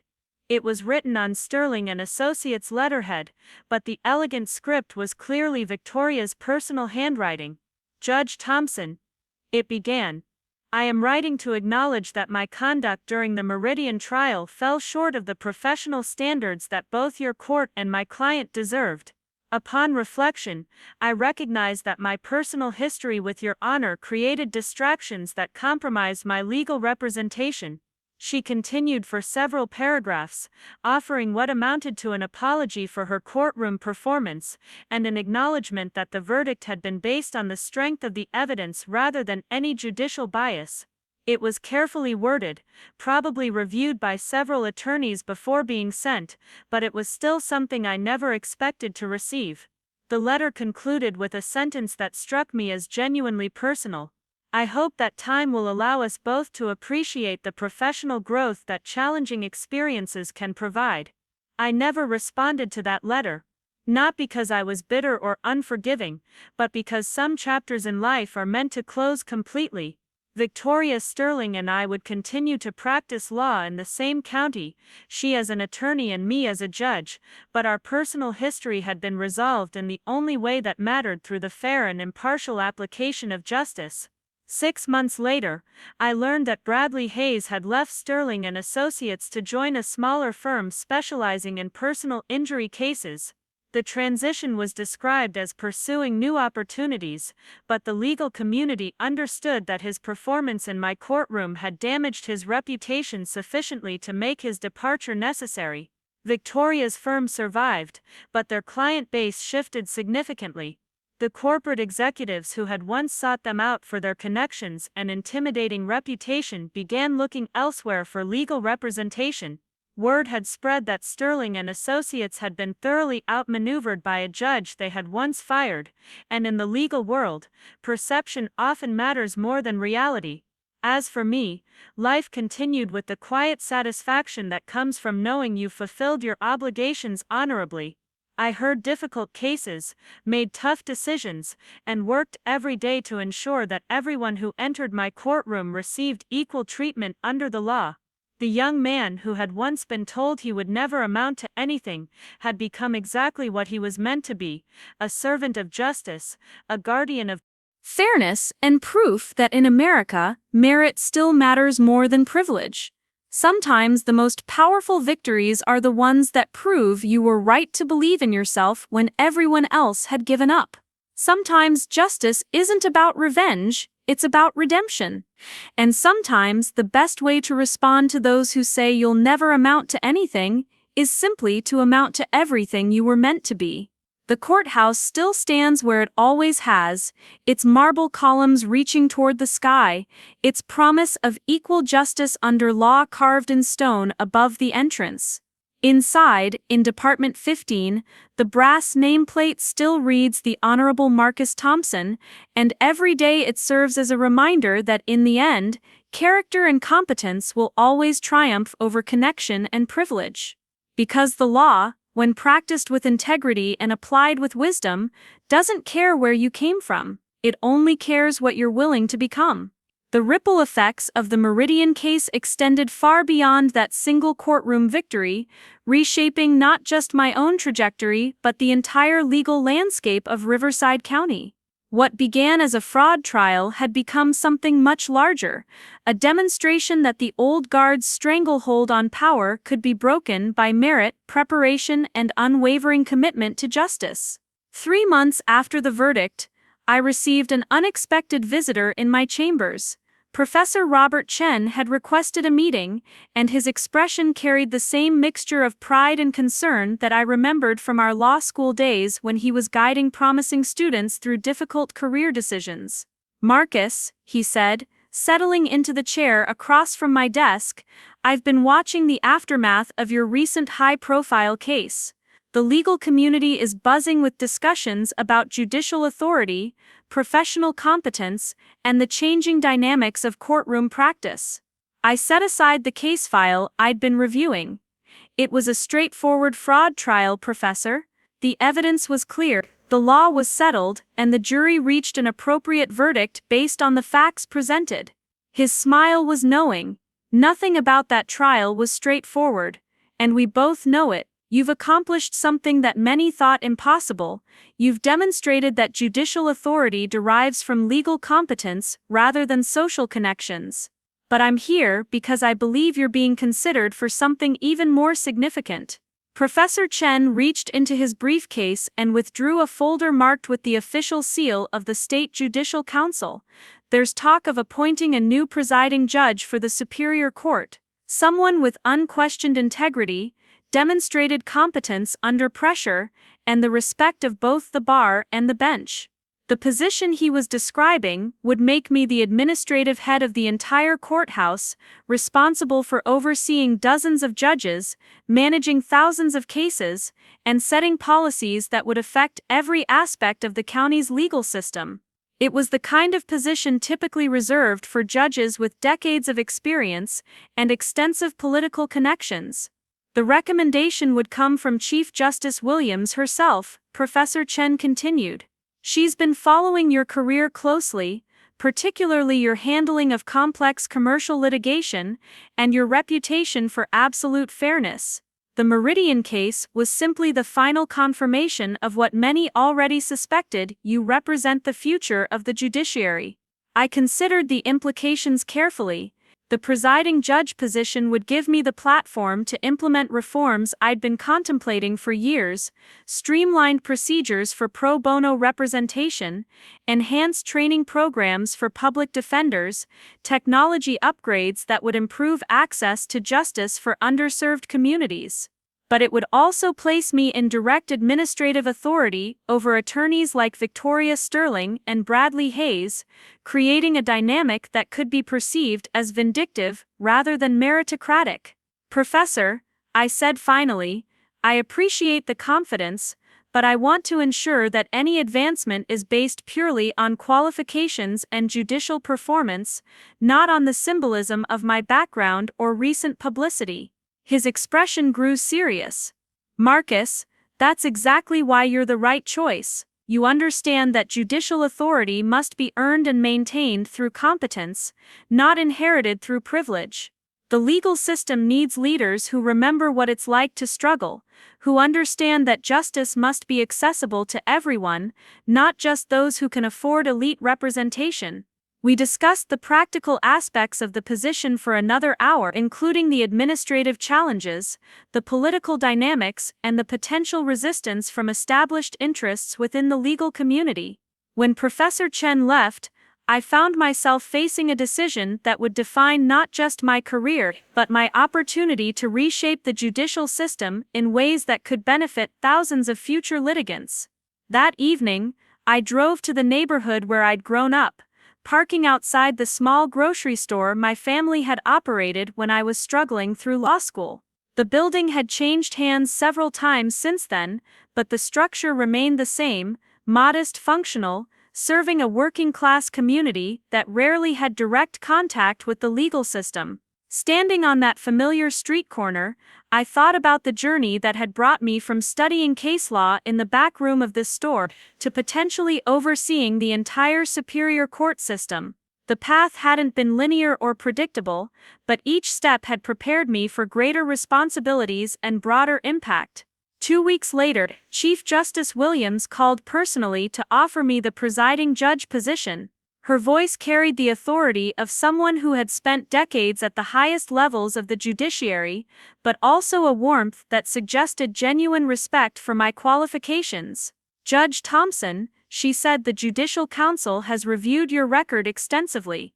Your handling of complex cases, your administrative efficiency, and your commitment to equal access to justice make you our unanimous choice for this position." I accepted the appointment with a sense of profound responsibility. This wasn't just career advancement, it was an opportunity to influence the administration of justice for an entire county, to ensure that the legal system served all citizens regardless of their economic status or social connections. The formal announcement of my appointment as presiding judge generated significant media attention. Legal journals analyzed the selection, noting that my background represented a departure from traditional patterns of judicial advancement. The local newspaper ran a lengthy profile tracing my journey from public defender to presiding judge, emphasizing the meritocratic principles that had guided my career. But the most interesting responses came from within the legal community itself. Younger attorneys, particularly those from backgrounds similar to mine, viewed my appointment as validation that hard work and competence could overcome traditional barriers. Established practitioners had more mixed reactions, with some embracing the change while others questioned whether someone with my limited judicial experience was ready for such broad administrative responsibilities. Victoria Sterling's response was communicated through carefully worded statements to legal publications. She praised my dedication to judicial excellence and expressed confidence that my thorough understanding of courtroom procedures would serve the position well. The language was diplomatically neutral, but the subtext was clear. She was acknowledging my authority while maintaining professional dignity. My first month as presiding judge was consumed with administrative meetings, budget reviews, and policy assessments. I discovered that the courthouse had been operating with outdated systems, insufficient funding for public defense, and scheduling procedures that created unnecessary delays for litigants who couldn't afford extended legal battles. The reforms I implemented were practical rather than revolutionary. We upgraded case management systems to reduce scheduling conflicts, expanded pro bono programs to ensure adequate representation for indigent defendants, and created efficiency protocols that shortened the time between filing and trial for civil cases. But perhaps the most significant change was cultural. I established clear standards for courtroom conduct that applied equally to all attorneys, regardless of their firm's reputation or client base. Procedural violations would result in sanctions based on their impact on judicial efficiency and fairness, not on the social standing of the attorney involved. This policy was tested sooner than I expected. During a routine hearing in Department 8, an attorney from one of the county's most prestigious firms attempted to delay proceedings by filing a motion that clearly violated established deadlines.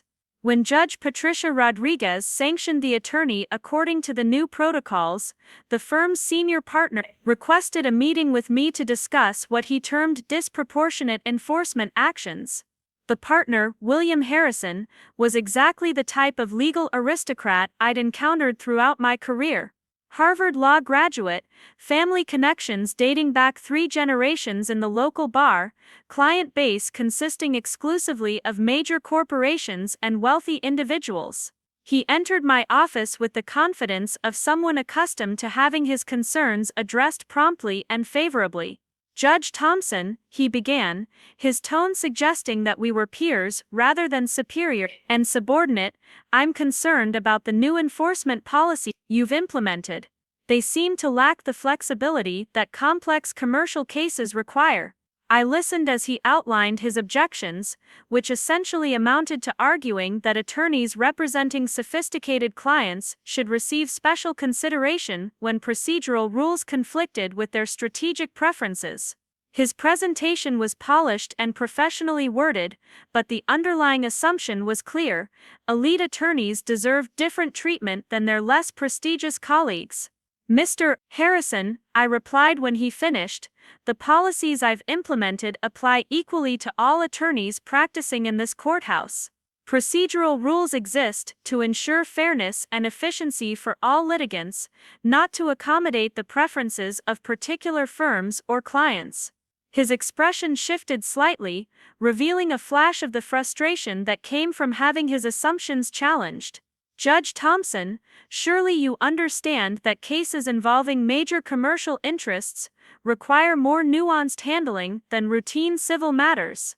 The economic implications alone justify additional flexibility.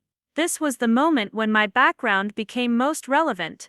I understood exactly what Harrison was suggesting because I'd heard variations of the same argument throughout my career, that some cases, some clients, some attorneys deserved special treatment based on their importance rather than their legal merits. Harrison, this court operates on the principle that every litigant deserves equal treatment under the law. Whether your client is a multinational corporation or a small business owner, whether you represent billionaires or working families, the same procedural rules apply. That's not just policy, it's constitutional principle. The meeting concluded without resolution from Harrison's perspective, but with absolute clarity about how my administration would operate. Word of this conversation spread quickly through the legal community, establishing that the new presiding judge would not be influenced by traditional hierarchies or intimidated by prestigious reputations. 6 months into my tenure, the changes were becoming evident throughout the courthouse. Case backlogs had decreased significantly, attorney conduct had improved measurably, and client satisfaction surveys showed increased confidence in the fairness of judicial proceedings.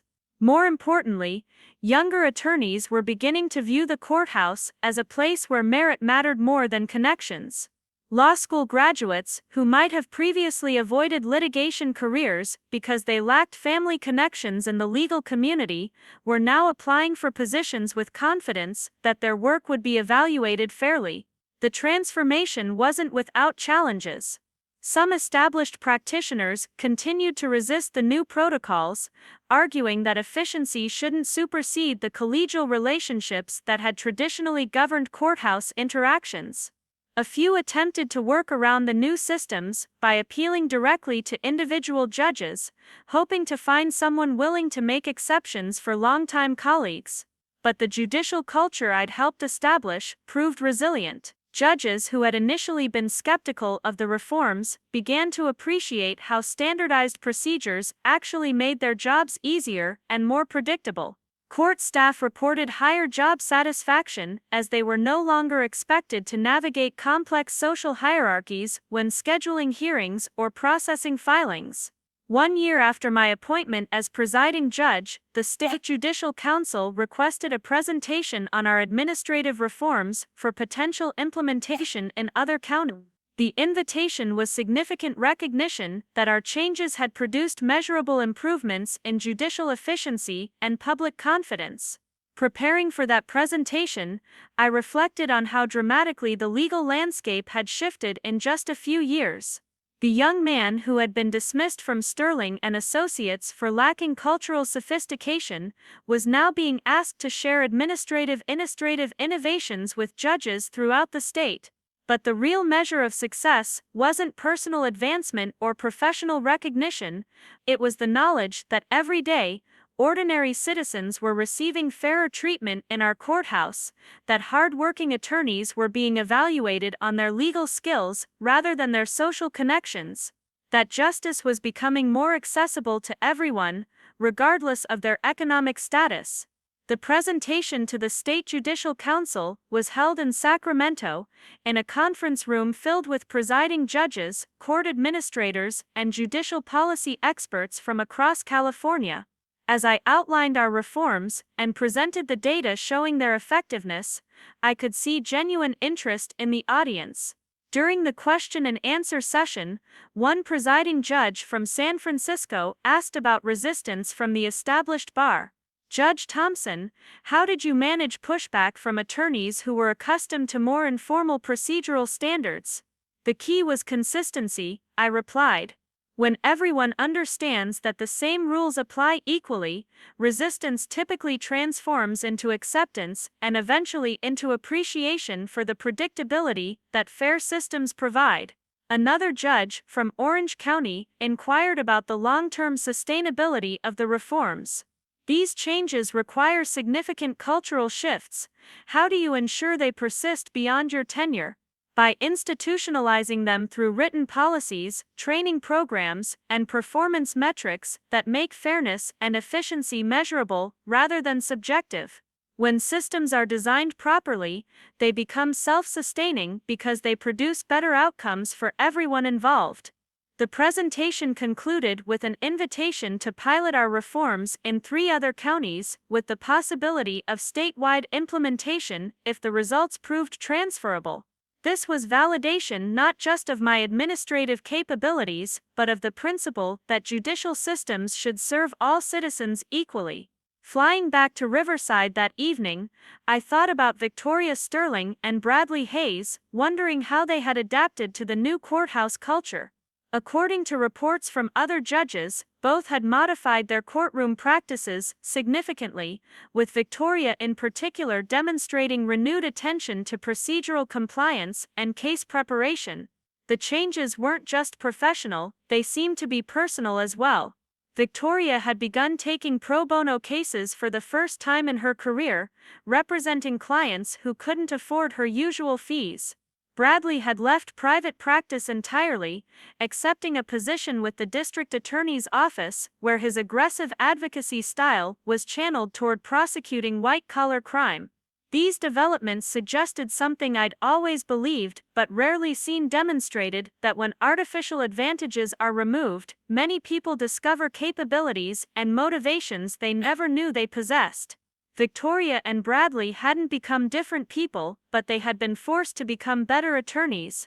2 years after the Meridian trial, I received another unexpected communication from Victoria Sterling. This time it wasn't a formal letter, but a simple email with the subject line, "Thank you, Judge Thompson," she wrote. "I wanted you to know that the procedural reforms you've implemented have actually improved my practice in ways I didn't anticipate. The predictability and fairness of courthouse operations have allowed me to focus on legal preparation rather than navigating administrative uncertainties. My clients are receiving better representation as a result." She continued with something that approached genuine reflection. "I've come to understand that the changes you've made benefit everyone in the legal community, not just those who previously lacked traditional advantages. Excellence is rewarded more consistently now, and that creates incentives for all of us to perform at higher levels." The email concluded with a sentence that would have been unimaginable during our Sterling and Associates days: "I hope our professional paths will continue to intersect in ways that advance the interests of justice." I never replied to that email either, but I saved it as a reminder that systemic change often produces personal transformation in unexpected ways. Victoria Sterling had become a more competent attorney, not despite the reforms, but because of them. As my 3rd year as presiding judge drew to a close, I was approached about another opportunity that would extend my influence beyond the courthouse. The State Bar Association was seeking candidates for its Board of Governors, the body that oversees attorney discipline, continuing education requirements, and professional standards statewide. The position would require significant time and energy, but it would also provide a platform to advocate for reforms that could benefit attorneys and clients throughout California. Issues like access to justice, diversity in the legal profession, and ethical standards in an increasingly competitive marketplace were all areas where my background might provide valuable perspective. Professor Chen, now serving as Dean of Pacific Coast University School of Law, strongly encouraged me to pursue the appointment. "Marcus," he said during one of our regular coffee meetings, "you've proven that individual competence can overcome systemic barriers. Now you have the opportunity to modify those systems so that future generations don't face the same obstacles you encountered." The Board of Governors position would represent the culmination of a journey that began with studying case law in the back room of my family's grocery store and continued through public defender work, judicial appointment, and administrative leadership. Each step had built on the previous one, creating a foundation of experience that qualified me to help shape the legal profession's future. But more than personal achievement, it represented an opportunity to ensure that the principles I'd fought for in individual cases and administrative reforms could influence the entire state's legal system. The young man who had been told he would never amount to anything was now being considered for a position that would affect every attorney in California. Sometimes the most powerful victories are the ones that create opportunities for others to succeed. Sometimes justice isn't just about individual cases, but about changing systems that have historically excluded talent based on irrelevant criteria. And sometimes the best response to those who say you'll never amount to anything is to amount to so much that you can help others achieve their own potential. The courthouse still stands where it always has, its promise of equal justice under law, now more than just words carved in stone. Inside, the systems we built continue to operate fairly and efficiently, serving citizens who may never know how different their experience might have been under the old ways of doing business. And somewhere in that building, probably in Department 15, the brass nameplate still reads the Honorable Marcus Thompson, a daily reminder that in America, merit and determination can still triumph over privilege and prejudice, creating better outcomes not just for individuals, but for the entire system of justice they serve.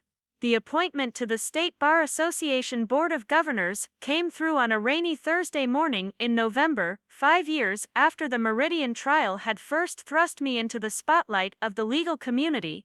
The official notification arrived via courier, bearing the distinctive seal of the California Supreme Court and signed by Chief Justice Williams herself. Eleanor Martinez, now my chief administrative assistant, brought the envelope into my chambers with the same excitement she'd shown when delivering news of my original judicial appointment. The years had been kind to both of us. She had been promoted to oversee the entire courthouse administrative staff, while I had grown into the role of presiding judge with a confidence that came from demonstrated competence rather than inherited authority. "This is it, isn't it?" she asked, watching as I carefully opened the formal document. "The position you've been considering," I nodded, reading through the appointment letter that would officially make me one of 15 attorneys and judges responsible for governing the legal profession throughout California. The responsibilities were vast, overseeing attorney discipline proceedings, establishing continuing education requirements, setting ethical standards, and addressing access to justice issues that affected millions of citizens across the state.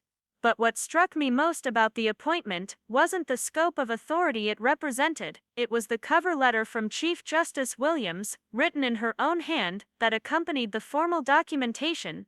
"Judge Thompson," she had written, "your journey from public defender to presiding judge has demonstrated something that our profession desperately needs to remember, that excellence emerges from character and competence, not from pedigree and connections. The reforms you've implemented in Riverside County have become a model for courts throughout California. Now we need your perspective at the state level, where your understanding of both struggle and success can help shape policies that serve all attorneys and all citizens."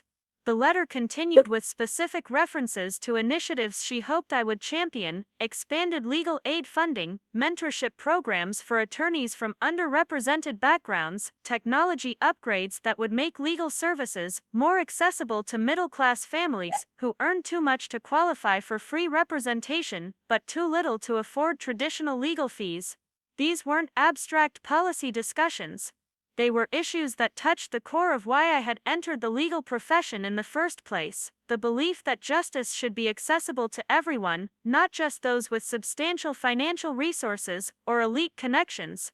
That afternoon, I walked through the courthouse one final time as presiding judge, knowing that my new responsibilities would require me to step back from daily administrative oversight. The building had been transformed during my tenure, not just Physically, with updated technology and improved facilities, but culturally, with systems that prioritized fairness and efficiency over traditional hierarchies. In Department 15, where I had first presided over the case that changed everything, a new judge was reviewing case files at the bench. Judge Maria Santos had been appointed to fill the vacancy created by my promotion, and her background reflected the changing nature of judicial selection: first-generation American, graduate of a state law school, 10 years of experience in family law representing clients who couldn't afford high-end attorneys. She looked up as I entered, rising respectfully, despite the fact that we were colleagues rather than superior and subordinate. Judge Thompson, I wanted to thank you personally for the procedures manual you developed. The case management protocols have made this transition much smoother than I expected. Judge Santos represented something that would have been almost impossible when I first entered the legal profession: a judicial appointment based purely on merit, competence, and commitment to public service. Her success would depend on the quality of her legal reasoning and the fairness of her courtroom management, not on her ability to navigate social relationships or impress influential attorneys. We discussed several pending cases, including a complex commercial dispute that would have seemed familiar to anyone who remembered the Meridian trial. But the atmosphere was different now. Attorneys on both sides were preparing their cases based on legal precedent and evidentiary standards, not on their ability to charm or intimidate judicial officers. Have you had any interactions with Sterling and Associates since taking the bench? I asked, curious about how the firm was adapting to the new courthouse culture. Judge Santos smiled. Actually, yes. Victoria Sterling appeared before me last month in a contract dispute. Her preparation was meticulous, her arguments were legally sound, and her courtroom demeanor was completely professional. Honestly, she's become one of the more impressive attorneys I've encountered since my appointment. This wasn't entirely surprising. The reforms we had implemented didn't just change courthouse procedures, they created incentives for attorneys to excel in areas that actually mattered for client representation. Attorneys who succeeded in our new system were those who mastered legal research, developed persuasive arguments, and demonstrated genuine competence rather than relying on relationships or reputation. That evening, I attended a retirement dinner for Judge Robert Harrison, the senior jurist, whose departure had created the opening for my original appointment to the bench. The event was held at the Riverside Country Club, a venue that had once seemed as foreign to me as a different planet, but which now felt like simply another professional gathering place.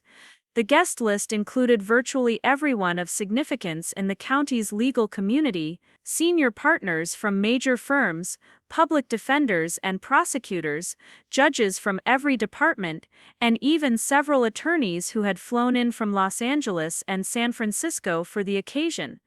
What struck me most about the evening wasn't the elegant setting or the distinguished guest list, it was the nature of the conversations taking place around the room. Attorneys were discussing legal developments, judicial decisions, and professional challenges with a focus on substance rather than politics. The courthouse reforms had influenced not just how business was conducted in formal proceedings, but how the legal community interacted in social settings as well. During the dinner program, Judge Harrison delivered remarks that reflected on the changes he had witnessed during his 3 decades on the bench. When I first became a judge, he said success in the legal profession was often determined by factors that had little to do with legal competence. Family connections, social relationships, and economic privilege played roles that they should never have played in a system dedicated to equal justice. He paused, looking directly at me across the crowded room. But I've had the privilege of watching a new generation of legal professionals demonstrate that merit and hard work can overcome any barrier. Judge Thompson's journey from public defender to presiding judge to Board of Governors appointee proves that our system, when it functions properly, rewards the qualities that actually matter for serving justice. The applause that followed was genuine and sustained, but what moved me most was seeing Victoria Sterling and Bradley Hayes joining in enthusiastically. Their presence at the dinner, and their apparent comfort with the recognition I was receiving, suggested a level of professional maturity that would have been impossible during our Sterling and Associates days. After the formal program concluded, Victoria approached me near the reception area. She was accompanied by a young woman I didn't recognize, someone who appeared to be in her late 20s with the eager expression of a recent law school graduate. "Judge Thompson," Victoria said, her tone carrying genuine warmth, "I'd like you to meet Jennifer Rodriguez, our newest associate." Jennifer graduated summa cum laude from UC Davis and spent her summer internship working with legal aid organizations in the Central Valley. The introduction was significant for several reasons. First, Victoria was clearly mentoring young attorneys in a way that prioritized their academic achievements and public service experience rather than their family backgrounds or social connections. Second, she was introducing Jennifer to me with obvious pride, suggesting that she viewed my approval as meaningful rather than threatening. Jennifer extended her hand with confidence.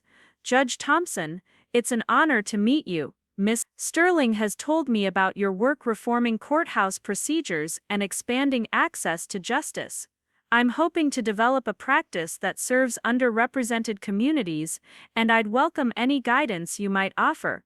We talked for several minutes about her career plans, the challenges facing young attorneys who want to serve modest-income clients, and the opportunities created by recent changes in legal technology and courthouse procedures. Jennifer's enthusiasm reminded me of my own early career, though her path would likely be much smoother thanks to the systemic changes that had occurred over the past decade. As our conversation concluded, Victoria made a comment that encapsulated how much had changed since our first encounter 15 years earlier. "Judge Thompson, I want you to know that the standards you've established have made all of us better attorneys. When excellence is consistently rewarded and mediocrity is consistently challenged, everyone rises to meet higher expectations." She paused, as if deciding whether to continue with a more personal observation. "I've come to realize that the courthouse reforms you implemented weren't just about fairness for litigants, they were about creating an environment where attorneys succeed based on their legal skills rather than their ability to navigate personal relationships. That's better for our clients, better for our profession, and ultimately better for our society." This conversation took place near the country club's windows overlooking the city, and I could see the courthouse dome illuminated in the distance. The building looked the same as it always had, but I knew that everything inside had been transformed by policies designed to ensure that justice was administered fairly and efficiently. 2 weeks later, I traveled to San Francisco for my first Board of Governors meeting. The California State Bar headquarters was an imposing building near the financial district, with conference rooms that hosted discussions affecting every attorney in the state. My fellow board members represented the diversity of California's legal community: prosecutors and defense attorneys, corporate lawyers and legal aid advocates, judges from rural counties and partners from international firms. But what unified us was a shared commitment to maintaining professional standards while expanding access to legal services. The agenda for my first meeting included several issues that directly reflected my courthouse experience. We discussed proposals for streamlining attorney discipline procedures, establishing mentorship programs for new lawyers from underrepresented backgrounds, and developing technology platforms that would make legal services more affordable for middle-class clients. During the discussion of attorney discipline reform, I shared insights from our courthouse procedures that had reduced frivolous complaints while ensuring thorough investigation of legitimate concerns. The key, I explained to my fellow board members, is creating systems that are transparent, predictable, and focused on protecting the public rather than protecting professional reputations. Board member Sarah Kim, a partner at a San Francisco firm specializing in employment law, asked about resistance from the organized bar. Judge Thompson, how do you address concerns that stricter enforcement might discourage attorneys from taking difficult cases or representing controversial clients?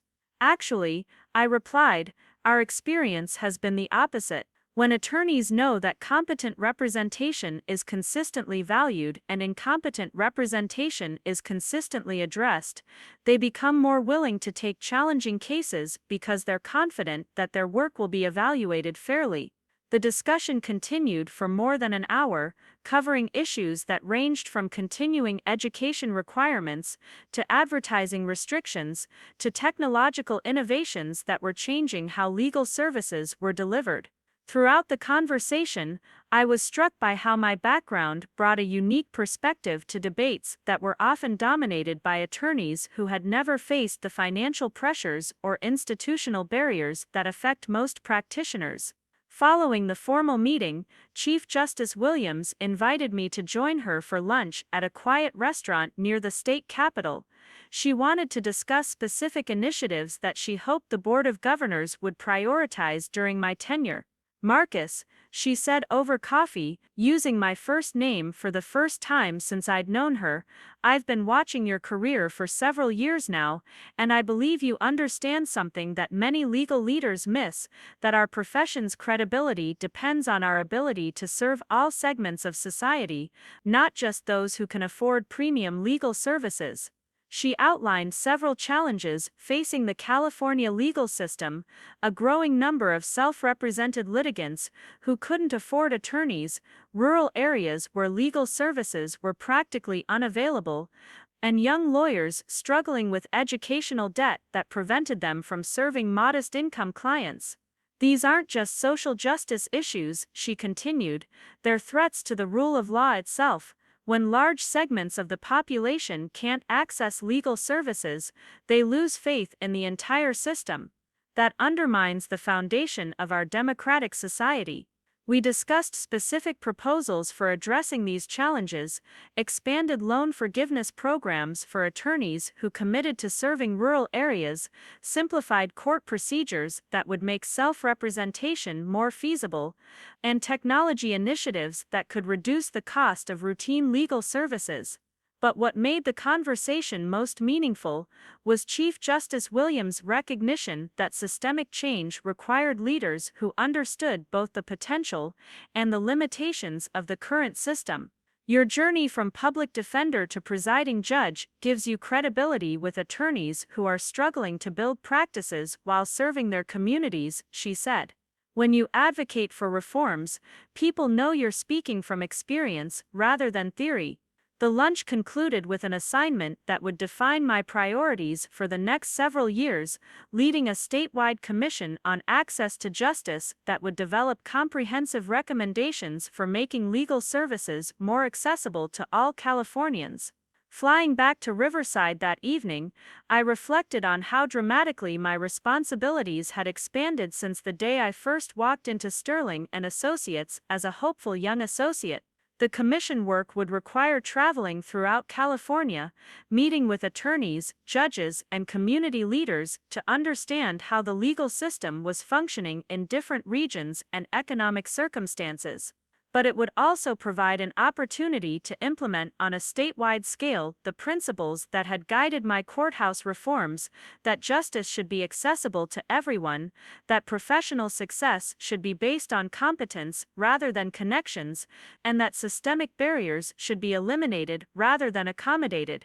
6 months into my Board of Governors tenure, I received an invitation that brought my career full circle in an unexpected way. Pacific Coast University School of Law was hosting a symposium on judicial leadership and legal profession reform, and they wanted me to deliver the keynote address. The invitation came from Dean Robert Chen, my former professor who had guided my early career decisions and encouraged my judicial ambitions, but what made the occasion special was the audience: law students, young attorneys, and established practitioners who were interested in understanding how individual professionals could influence systemic change. The speech I prepared focused on the theme of merit-based advancement and the importance of institutional reform in creating opportunities for talented people regardless of their backgrounds. But as I worked on the draft, I realized that the real message was more personal, that individual success is most meaningful when it creates pathways for others to achieve their own potential. 15 years ago, I began my remarks to the packed auditorium.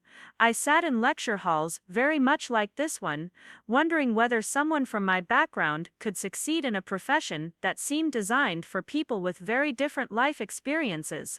I had the academic credentials, the work ethic, and the commitment to justice, but I lacked the social connections and cultural sophistication that many assumed were necessary for professional advancement. I continued by describing the challenges I had faced, the barriers that seemed insurmountable, and the mentors who had helped me navigate a system that wasn't designed with people like me in mind. But I emphasized that individual success was only valuable if it contributed to changing those systems for future generations. The reforms we've implemented in Riverside County and the initiatives we're developing at the state level aren't about helping any particular individual or group, I explained. They're about creating a legal system that serves everyone effectively, where talent is recognized regardless of its packaging, where justice is accessible to all citizens, and where professional success is earned through competence and character. During the question and answer session, a third-year law student asked about overcoming discouragement when facing systemic barriers. Judge Thompson, how do you maintain motivation when it seems like the entire system is designed to favor people who don't look like you or come from your background? The question brought me back to my own law school days, when similar doubts had nearly convinced me to abandon my legal career before it began. The key, I replied, is remembering that systemic barriers exist precisely because they've been effective at excluding talented people. When you encounter resistance based on factors unrelated to your qualifications, that's often a sign that you're challenging assumptions that need to be challenged. I continued with advice that I wished someone had given me during my early career struggles: focus on developing excellent legal skills, seek out mentors who judge you by your performance rather than your pedigree, and remember that every barrier you overcome makes the path easier for the people who come after you. The symposium concluded with a reception where I had the opportunity to meet individually with students and young attorneys who were facing career decisions similar to those I had navigated years earlier. Their questions and concerns reminded me why the work of systemic reform was so important. Talented, dedicated people shouldn't have to overcome artificial barriers to serve their communities and pursue their professional goals. One conversation particularly stood out. A young woman named Amanda Chen, a second-year student from a working-class family in Fresno, approached me near the end of the reception. "Judge Thompson," she said, "I'm planning to return to the Central Valley after graduation to serve farmworker communities, but I'm concerned about building a sustainable practice in an underserved area." We discussed the practical challenges of rural legal practice, including the isolation from professional networks, the financial difficulties of serving low-income clients, and the limited opportunities for career advancement. But we also talked about recent changes that were making such practices more viable: expanded loan forgiveness programs, technology tools that reduced overhead costs, and courthouse reforms that made litigation more efficient and predictable.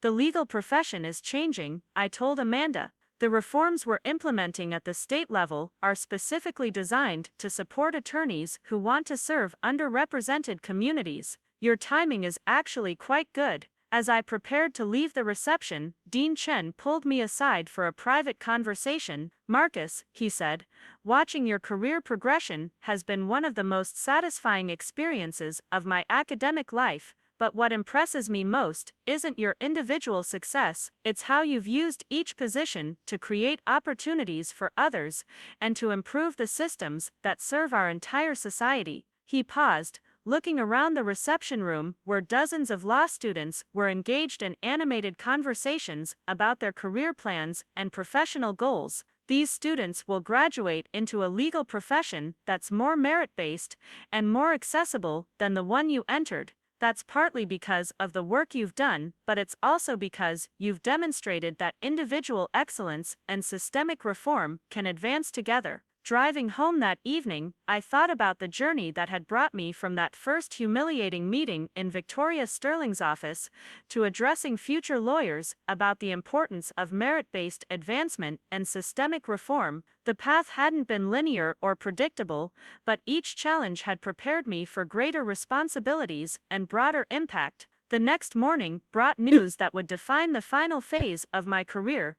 Governor Patricia Walsh was creating a new position, Special Advisor on Justice System Reform, and she wanted me to consider leaving the bench to work directly on statewide policy development. The opportunity was unprecedented. Rather than influencing change through judicial decisions or Board of Governors recommendations, I would be working directly with the governor's office to develop legislation, allocate resources, and coordinate reforms across multiple state agencies. But it would also mean leaving the courthouse where I had built my reputation and the judicial position that had given me the platform to advocate for systemic change. After 20 years of working within the court system, I would be stepping into the broader arena of public policy and political leadership. The decision required careful consideration of both personal and professional factors. Was I ready to leave the judicial branch for the executive branch? Could I be effective in a political environment that might prioritize compromise over principle? Would my background and experience translate into success in a very different type of leadership role? But ultimately, the choice came down to impact and opportunity. The governor's position would allow me to influence justice system reform throughout California, affecting millions of citizens and thousands of legal professionals. It represented the logical next step in a career dedicated to making the legal system more fair, accessible, and effective. When I called Governor Walsh to accept the position, she expressed satisfaction that bordered on relief. "Marcus," she said, "this role requires someone who understands both the theoretical principles of justice reform and the practical realities of implementing change within established systems. Your background gives you credibility with everyone from public defenders to superior court judges to legislative leaders." The announcement of my appointment as Special Advisor on Justice System Reform generated significant media attention and professional commentary. Legal journals analyzed the selection, noting that my career trajectory from public defender to statewide policy leader represented something new in California politics. But the most meaningful response came in a brief email from Victoria Sterling. "Judge Thompson," she wrote, "congratulations on your appointment to the governor's staff. The legal profession and the citizens of California will benefit enormously from your leadership on justice system reform." She continued with a reflection that encapsulated how much had changed since our early encounters. "Your career has demonstrated that individual excellence and systemic improvement can advance together. The reforms you've championed have made all of us better attorneys and have made our legal system more effective at serving everyone who needs access to justice." The message concluded simply, "Thank you for showing us what merit-based leadership looks like in practice." Standing in my chambers one final time before transitioning to the governor's office, I looked out at the courthouse square where I had spent so many years learning, growing, and working to improve the administration of justice. The brass nameplate that had once seemed impossible now felt like just one step in a longer journey toward ensuring that legal systems serve all citizens effectively. The young man, who had been told he would never amount to anything, had become a judicial leader, a statewide policy advisor, and a demonstration that talent and determination can overcome any barrier when systems are designed to recognize and reward excellence. But more importantly, the work we had done together, attorneys, judges, court staff, and community leaders, had created changes that would outlast any individual career. Future generations of legal professionals would enter a system more focused on competence than connections, more committed to accessibility than exclusivity, more dedicated to justice than privilege. Sometimes the most meaningful victories are the ones that ensure others won't face the same battles you fought. Sometimes, success isn't about personal achievement, but about creating systems that allow everyone to achieve their potential. And sometimes, the best response to those who say you'll never amount to anything is to amount to so much that you transform the very systems they thought would keep you out. Up next, you've got two more standout stories right on your screen. If this one hit the mark, you won't want to pass these up. Just click and check them out.